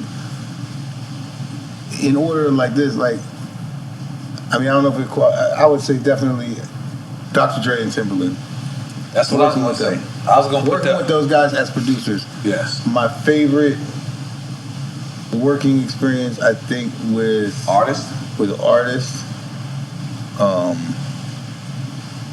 would have to be the making of Dr. Dre's album as an artist. 2001? Making that album was one of the most incredible experiences of my life. I got a chance to hang out with, like, everybody. Like, when we were making that album. Like, you know what I'm saying? Like, I found myself a young kid in the studio smoking joints with Snoop Dogg. Doing all this fly shit, bro. Going to the Playboy Mansion to, like, we were just saying that collaborative effort of that album. And Hugh Hefner was there? No, wasn't there. No, I went there reggaeton night. And But Hugh Hefner wasn't Dre there. Dre invited the most important 100 DJs. You know, the core DJs, this one, that one, all these different like DJs were in that motherfucker to do a listening party, and he sent for everybody to be there at the Playboy Mansion. Wow. And it was lit. But that was one of the most fun experiences of my life, to be part of that. Have you worked with Kendrick? No, I haven't worked with Kendrick. That's surprising. It should happen too. I would love to work with Kendrick. Shit, I'd love to work with Tyler, the Creator. There's a lot of artists that I want to work with. And congrats to them on the Tyler just won Drama. Yeah, and Drama. Yeah, and who DJ Drama? Yeah, Oh, yeah, that's right. 'Cause it's a mixtape. Shout out to I feel like me coming back to Miami right now, I'm creating a recording studio and I'm putting this thing together like right off of the beach and everything, like literally like it's gonna be the sexiest studio possible. Like I am going to be going so hard for the next 12 months. Wow. You're gonna see some shit that you weren't expecting to see from me. Okay, like Nas and Hit Boy just came up with 3 albums together. Is there somebody you got that you want to do a whole album with? A lot of people I would do a whole album with, but I think right now the most important thing for me is to lace artists with big records and make my own album. Like I want to make my album and follow in the blueprint of what Khaled is doing. Khaled's a monster and he's so inspiring to me. Like when I'm like looking at him, I'm like, man, that's a lot of work that goes into that. People think it's just cool, but like the dude puts in a lot of fucking hours of fucking labor. The vocals are in. The vocals are in. All that shit, bro. Yeah. And all the time doing social media, all the time doing this, being the personality, and then the creative aspect of it. It's an exhausting task. That's my inspiration. I'm like, I need to not be lazy, and I need to get in there because I have the talent to make unlimited amounts of hits. So now it's time. I think I'm finally acclimated in the right place at the right time. Then Miami is going to be where it happens. Do you think that it's turning the camera on yourself now? Like a Khaled, like you're saying, like taking advantage of social media for you to that's one facet of it. It's really about putting in the time and energy and being creative and working smarter, not harder. I can't explain it. It's what he always says. And like doing the right thing, man, and making shit for myself. You know, I've been a producer for hire for others for so long, and I made so many hits. Right. It's time to make some shit from me. That's real talk. Hopefully, got you on the album, man. Yeah, I'm trying not to rap ever. Man, if he calls for you, you better go rap, man. You better go rap, man. I think about it. We're doing collab on something crazy. Yeah, we're gonna do the Drink Champs album, man. I'll think about it. Who had me? Oh, Benny the Butcher the other day. But I did write it wrong. Love Benny I the did Butcher. write, so I said, I got a AP. I said I got a watch worth on it, and it's stainless steel. He's like, I ain't paid crazy for it. I got it for retail. I gotta relax. I gotta relax. So if you had to blame, like when you did go down for a second, if you had to blame, what would you blame more, the drugs or the females? For me, they go hand in hand.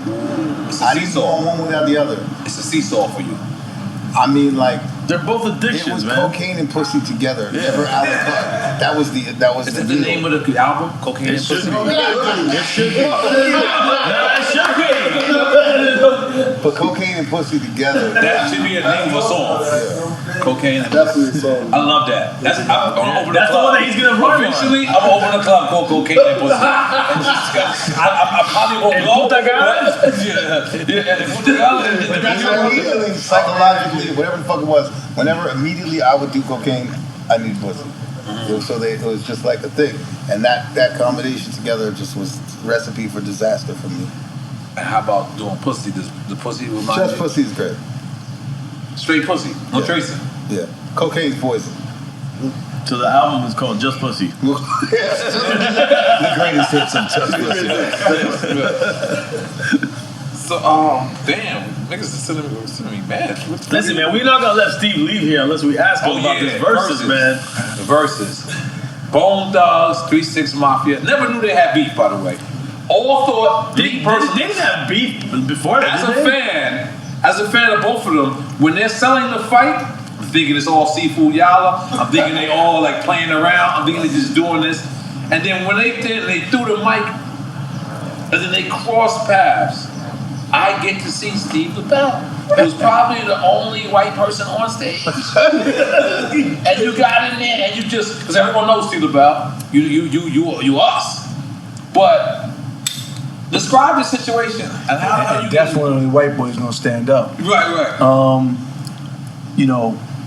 Look, I worked with Bone Thugs and still do over 25 years. Right. I worked with 3-6 Mafia. That's right, Loud, right? For a long time. Nah, this is way before Loud. Way before Loud, okay. See, I heard, and Steve Rifkin's my brother, heard what he said. It's basically, Bone was discovered by Eazy-E, and they went through Ruthless Relativity. At a time, though, Loud had bought Relativity, so that's how they got acquired that. But I worked with 3-6 Mafia and Bone Thugs for a long time, and they always had beef. Back in the days. Oh, they did have beef. Yeah, back in the days they had beef. Not real beef, this beef of like the tongue twisting and shit. Just like Crucial Conflict and Do or Die and stuff like that. Who created what style first and so on and so forth. But, so when Swiss reached out and Timbaland reached out, I was like, we're going to put it together. But I wasn't going to do it without Busy Bone. Because Busy Bone doesn't really come and do a lot of stuff with the group. Even when we tried to do Drink Champs, Crazy Bone came by himself and salute Crazy Bone. He showed me mad love on this, and I appreciate that. But those guys are all my brothers, and we made a lot of history in working on the movie together and a lot of stuff. But I also told DJ Paul, you got to bring Gangsta Boo and Crunchy Black out as well. Right. The 3 6 Mafia is just not Juicy J Right. and DJ Paul. Right.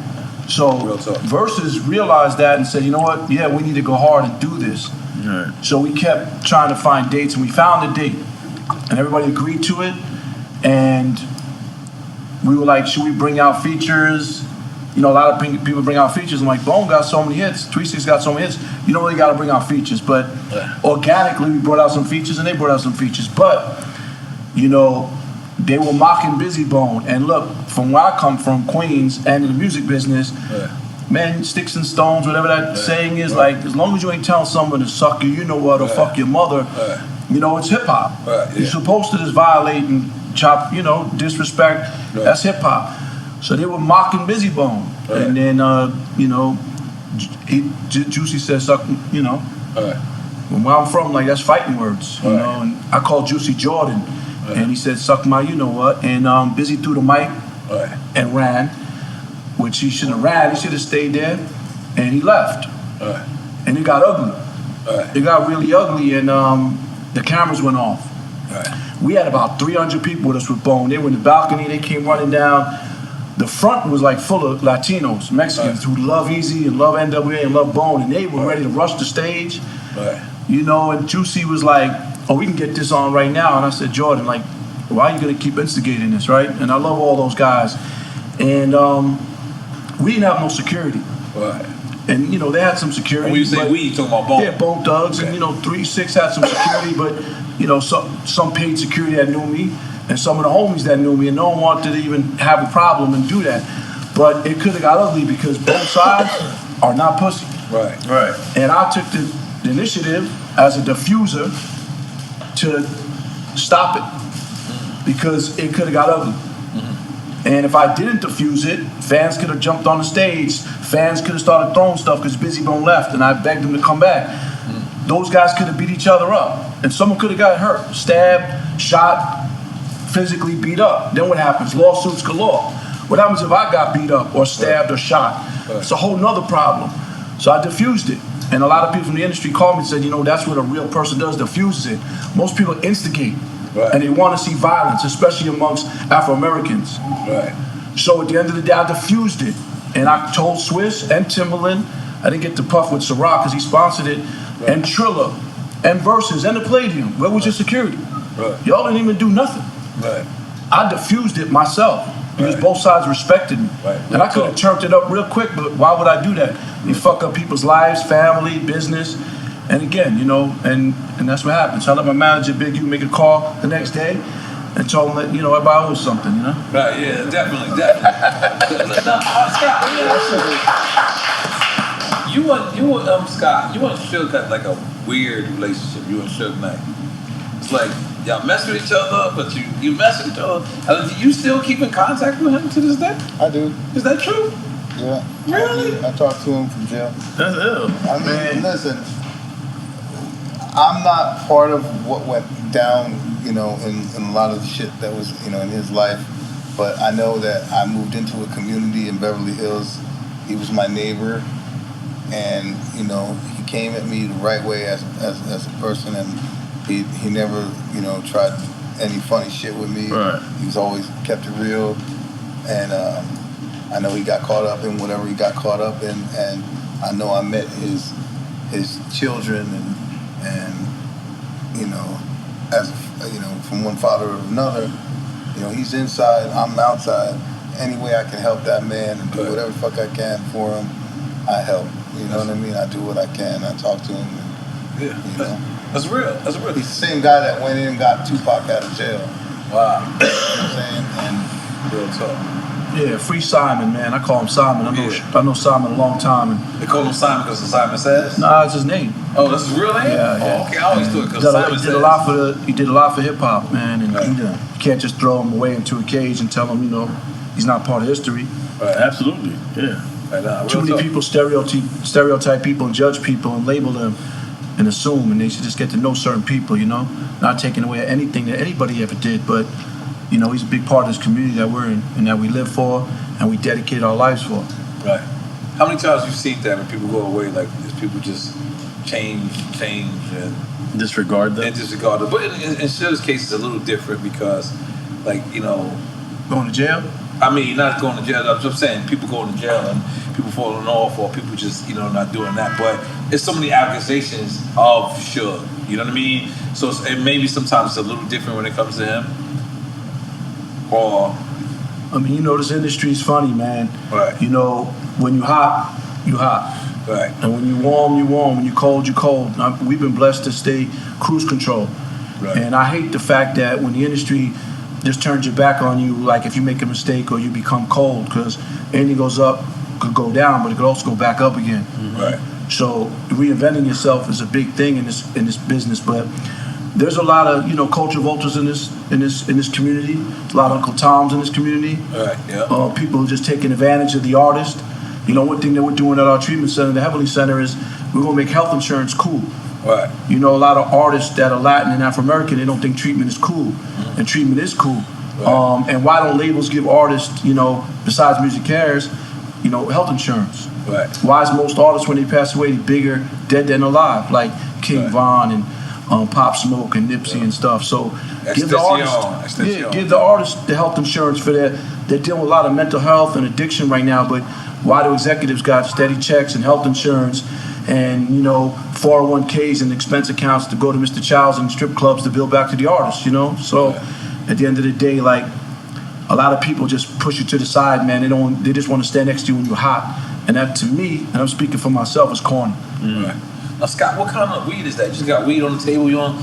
What is that? What is that? This is the new Snoop Dogg weed right here. Oh, okay. Is that what we had already when we went to Snoop's compound? It's different than when we smoked this Snoop. It's different? This is a fresh pack. Okay. Yeah. This ain't the package. That was like before it goes in the bag. I never seen Boris so happy after that day, bro. That was the happiest Boris I've ever seen. Wow. Yeah, that was fire. Yeah, Snoop but got some I'm fire. anxious to try this gumbo combo. Yeah. I think some of those joints you got is gumbo in it. I'm not sure. I rolled two of them are gumbo right here. And we also got smoke chance for you right there. Gumbo right now. Yeah, we also got smoke chance for you right there. Smoke chance We'll take that with you. That's our shit right there. Okay. In dispensaries, in stores. But Scott, where did you get the hits by Scott Storch shirts? Where did you get that at? I mean, my partner John and I, we doing the merch, and you can go to Scott Storch, hitsbyscottstorch.com, order the product and the merch, everything. And you will get the yellow on there or just the shirts? On Hits by Scott Storch. I mean, the shirts are going to be on there very soon. The whole merch line. The whole merch line. Yeah. Okay, but not. Oh, and these things. Yeah. Okay. Oh, that yellow. Yeah, because this is the hits. The Hits by Scott Storch. It's legal. It's legal. Yeah, hitsbyscottstorch.com. Order some. It's fire. I love the y'all. Smoke that. Y'all. Be anywhere smoking this in the movie theater. Ooh, I got a big hit of that one. That one was serious. Thank you, brother. Got my damn Yo, so I asked Scott this earlier. Let me ask you, Steve. Do you still really love the game? I diversified into so many businesses, but I never forget where I come from. He loves the game. So I love the art of the deal. Right. You know, I love doing business. Right. I like reinventing things. I like changing the game. I like being innovative, creative. Just that my thing with the industry is that there's not a lot of integrity no more and loyalty. People are selling their souls for a check or just to look cool. So it's just hard, man. When you get with an artist, you try to build that artist up, they might get amnesia. So we're gonna keep going because you got too many people in heaven that we got to keep their names alive and they wish they were here, trying to still do it again. So I'll never forget where I come from. So I always do music and love music. So when we Googled you, a lot of records with R. Kelly popped up. You still speak to him? No. You see your face. There's certain things, honestly, You see your face. certain things. I have a daughter, like I'm saying, like I don't fuck around like that. Yeah. But it is a sad thing because musically, I'm not talking about who he is as a person, what he's done. There's no excuse for anything like that. Right. Ever. Right. That's not debatable. Right. Yeah, without saying. But his music is so sad to me. He is one of the greatest to ever do it, bro. Right. Yeah. It's so sad. But you know, it's part of life. You know, So let me ask you, right? Because on the verses, right? We spoke about it earlier. We established that you felt like you won, right? And you and Manny did have a kind of relationship, but he did kind of take a little shots at you, right? Yeah. Was you expecting that? Was that a call that was made? Is like, yo, Scott, I'm gonna make a little fun, or that was all on an element of surprise? You know what? That shit was mad corny. You know what I mean? Like for someone that had drug addiction or whatever, and you know what they went through and they got through it, to take that shot, that's below the belt. It's not cool. Right. But I talked to Manny about it. Right. He apologized for it. That's a manly shit. He's a man. Right. And that's, you know, whatever. I don't hold grudges, but that shit was corny. Okay. Yeah, I didn't want Scott to go against Manny with all due respect to him, but when he got on there, he was taking shots, and when he brought up the drug addict shit and all that, the next day I called him. Oh, you called him? Oh, I called him and got him on the phone with Scott, and he apologized because, like I said, there's limits, you know? You can't tell this man's a drug addict, even though his past, so don't bring it on that platform, just like someone saying fucking your motherfucker or suck my dick. So, yeah, we spoke like men and called him. And that was a separate. So now that we all outside, mass mandate, if you was to get a second chance at Versus, who would it be? Who is Scott Storch coming outside? There's rumors that I might be doing another one. Against? I don't know who it would be against, but I would go against quite a few people. Jermaine Dupri would be one of them. There's a bunch of people that I was thinking about for it. Murder on the Beats? This is different catalog, different time, different. That's I think Jermaine Dupri it makes a lot of sense. Like somebody who was my peer at the height of my career. You know what I'm saying? Like somebody's catalogs kind of coincide with each other. Even though I'm doing music now, we know I'm 48 years old. I'm just honest with myself. I'm trying to figure out. Who you think? Not Pharrell. Pharrell could be a good one. Yeah, I was saying Pharrell got some shit. Yeah, Pharrell could be a good one. That one I kind of had to go. I mean, you're gonna have to fight for that. You have to get into the ring. Speak it all to existence. That's a good one. That's a good one because there's a few people, and it would be very respectful too. I think that was one of the things that threw all verses when we had Dream go against Sean Garrett. Polo the Don. Polo the Dawn, that's an L one. Me and him were doing, because he was doing hip hop shit and he was doing pop shit, he doing whatever shit. So I feel like that could be cool. Right, yeah. You know, there's a few people. You know? There's a few people. I haven't from Mobb Deep. No, different catalog. Yeah, I don't think that matches up. Yeah. Different catalog. I worked with him. I worked with Mobb Deep. Okay. Goddamn. Well, so what's next for Scott? We spoke about the products, the Whiff, the Hits.com, the Glasses Company, which I'm gonna give you these back, right? No. I'm gonna get you the gold hardware joint. It seems like you're wearing the gold. I think I said it before. I'm about to take Miami back. Are those Scott Storch glasses you got on? No, these aren't. These are Porsche designs. Coño, Scott. As long as they Porsche. I love my glasses. Yeah, you a glasses guy? Yeah, I'm a glasses guy. Yes. But you know, I gotta make some blue joints. So you know, right. I don't quite have the blue shit yet. Yes. That's next coming, next SKU. And so, but yeah, I'm back in Miami. I'm taking my city back. In Miami. I'm about to fucking go. We've also seen the news where some shit happened in your old crib or some shit like that. In my old crib. Yeah, in LA. Oh, in LA. Yeah, is that why? Yeah, not my house, but yeah, there was a you know, a home invasion. Yeah, so many home invasions in LA. LA. I mean, it was not like anything. You know, it just happened to be the lottery ticket that came up for a home invasion. It wasn't my house; it was my ex's house. Okay. Yeah. Is that part of the reason? But my name got dragged. Anything that happens that somebody that's related to me, my name comes into it. I wasn't in that house for a year and a half, and it happened. Because they were like Scott Storch's house. Yeah, that's how they not my house. Yes, I was sitting on Google Earth. My old house. Yeah, it was holy moly. I was in Miami when that shit happened. Is that happening still in LA? These home invasions. This shit's crazy. LA's wilding out. Everywhere's wilding out. You might hear one, but 20 happened that day.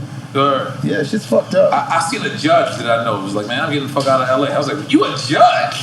How the fuck are you saying that? Like they even robbing judges' houses. Yeah. if you go out, you get robbed. Wow. If you stay home, you get robbed. Fuck that. Right. I'll see y'all in Miami. Don't too comfortable here. It's just happening here too. It's a whole different level. But it's a whole different level. Like, That shit, Miami's wilding out too. Miami's wilding too. Especially, you know what's fucked up? The wilder it gets South Beach is like the hood. And the hood is more safer than South Beach right now. Yeah. Same thing in LA. Same thing in LA. Yeah, like the hood. I'm mad at South Beach, man. I needed my 7 questions, They got man. AKs coming out in the middle of South No, Beach. right? I needed my 7 questions so I could have drank my shots, man. I'm coming back for that because the questions those are great you did with Scott. Yeah. What do you guys call it again? Quick time is live. Yeah, we want to make it a board game. Let's do it. Well, we don't put it aside. You know what? I haven't said this because I just want to establish something. You know, our show has always been about giving flowers and giving people, you know, their just due on the time. And you know, recently, you know, we got misquoted. We got it didn't come off correct. You know, when I spoke about the licking, you know what I'm saying? And I spoke about E-Class. I have nothing but love and respect and honor for E-Class. Every time we ever came around, he's always been my brother. And I apologize that it came across like that. That's not exactly what I meant. In no way, shape, form, or fashion. Miami family, We've always been, always team. give people their flowers. This show was never about tearing somebody down. I was talking about games, diet at the time because I was on a diet. So that's what I meant. So if in any way, shape, form, or fashion, if anybody took it in the wrong way, I sincerely apologize. You know, Drink Champs, we sincerely apologize. That's not what we're about. That's not what we do. We give people flowers. So, you know, respect. And I just seen the Licking commercial with Cuba Goodness brother. So I want to pick up the Licking and pick up the E-Class just in case you know what I'm saying. If it got misconstrued, that's not what I meant. That's not what we do over here. We give people flowers. We don't take away flowers. So, but what were we saying? I forgot. I don't know. Oh, yeah, all right, cool. I did my job. 'Cause if you would remember it, then my job is not done. But so anything you want to say? Getting up out of here. Oh shit, man! I just appreciate you having me back on the show. This is your got show. so much love for you. Yes, bro. yes. This is your you show. were one of my first believers. Yes, I got right. love for you forever. I'm still here, baby. I'm still here. I'm like a believer. I'm like a believer. Have you ever worked with Justin Bieber? Have you ever worked with him? I have not. You have not. Okay, we gotta put him on that list. Yeah, I would definitely work with him. Okay, yeah. I like him. I like who he's grown to be. Is one of the dopest footages I've ever seen. Is him going to his New York City apartment and the paparazzi is outside and a whole bunch of these fans is outside and he politely says to them, "Listen guys, this is my real life. Don't you guys want to go home and, you know, have peace?" And I was like, oh shit, because I want to say shit like that, but I can't be articulate like that. And these people actually left. They were like, oh shit, we're invading this man's privacy. I saw that. And you saw that? Like that was so, to me, that was like the ultimate superstar coming to being the ultimate human. But we're gonna wrap it up to you smoke a cigarette. Wait. Hold on, Scott. Let's by the way, let's just be clear. I'm not trying to get you to stop smoking cigarettes because my cigarette habit was so bad I couldn't fly straight to LA. I would have to connect to Houston to sit down and smoke a cigarette. But what I can say is these is the Cowboys to the Cowboys. Brad, we gotta get you over Marlboro Red. Let's go Marlboro Light. Let's go Marlboro Light, Marlboro Gold, the red. I'm just gonna smoke my hits. This you gotta have cowboy boots on with this. You know what I'm saying? Cowboy killer. Yeah, but You know, like I want to say this because tomorrow's never promised, right? Yes. And you guys, this is a big platform, right? Yes. And we watch your growth. Yes, thank And you. life is about growth and Yes. change. And Yes. when you guys came to LA, Yes. and we sat down on Yep. Fairfax did an interview, but Yep. you know, a lot of people reach out to me and do interviews, and I don't really like to do interviews and stuff and talk. But a Justin Bieber situation, right? Right. That little kid was at Sony Epic Records. I'm there with Nipsey and Big U. Wow. And they passed on him.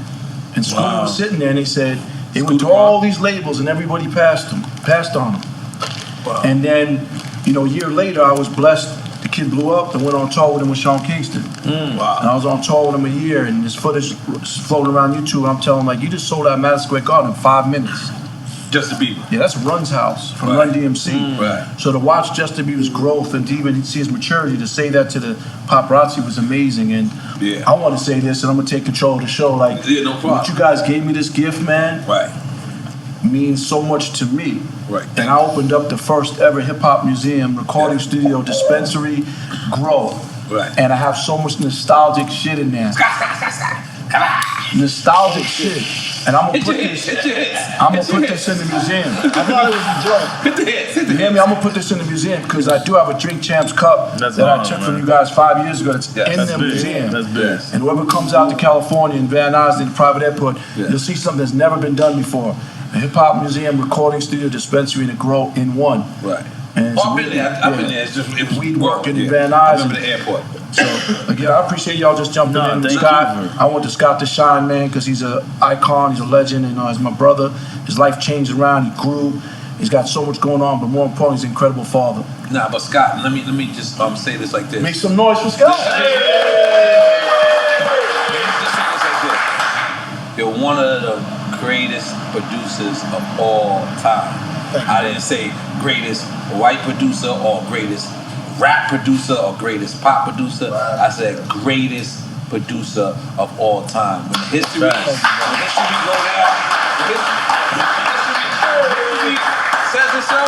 when history says itself, they're gonna put you in the likes next to Quincy Jones. They're gonna put you in the likes next to Dr. Dre, which you already are. And you are really one of the greatest producers. I've seen you work. I've seen you work on the spot. I've seen you do anything. I've seen a person say, yo, I wanna beat that sound like De Leon. I don't even know how De Leon sound, but you would just make a beat and you would just do that. And I just want to tell you, like, I've got to witness it for 20 years. And you're, like I said, you're one of the greatest producers of all times. We love you over here. We want to give you your flowers, give you your respect. Steve Lobel, you're one of the hardest working, people that you're always hustling. I always respect you. I always come to you for advice. I always come to you to just kick it. And I just want to say, both of you brothers, man, God put y'all together, you know what I'm saying, for a reason. Y'all know the reason even more than me, but I'm telling y'all it's working. You know what I'm saying? I always see y'all complimenting each other. It's never like, one is another's crutch and bringing each other down. All I see is y'all bringing each other up. So I want to recognize that. I want to salute that. I want to tell y'all, both of y'all, thank y'all for coming again. And it's crazy. The last time we did this was the last episode we did before we got on Revolt. I know. So this is an episode that will be on goddamn Revolt. Goddamn it. And we're going to be on television. So I just want to say thank y'all, man. Thank you for so much you're doing. And we're going to take a flick and do some promo. And that's it.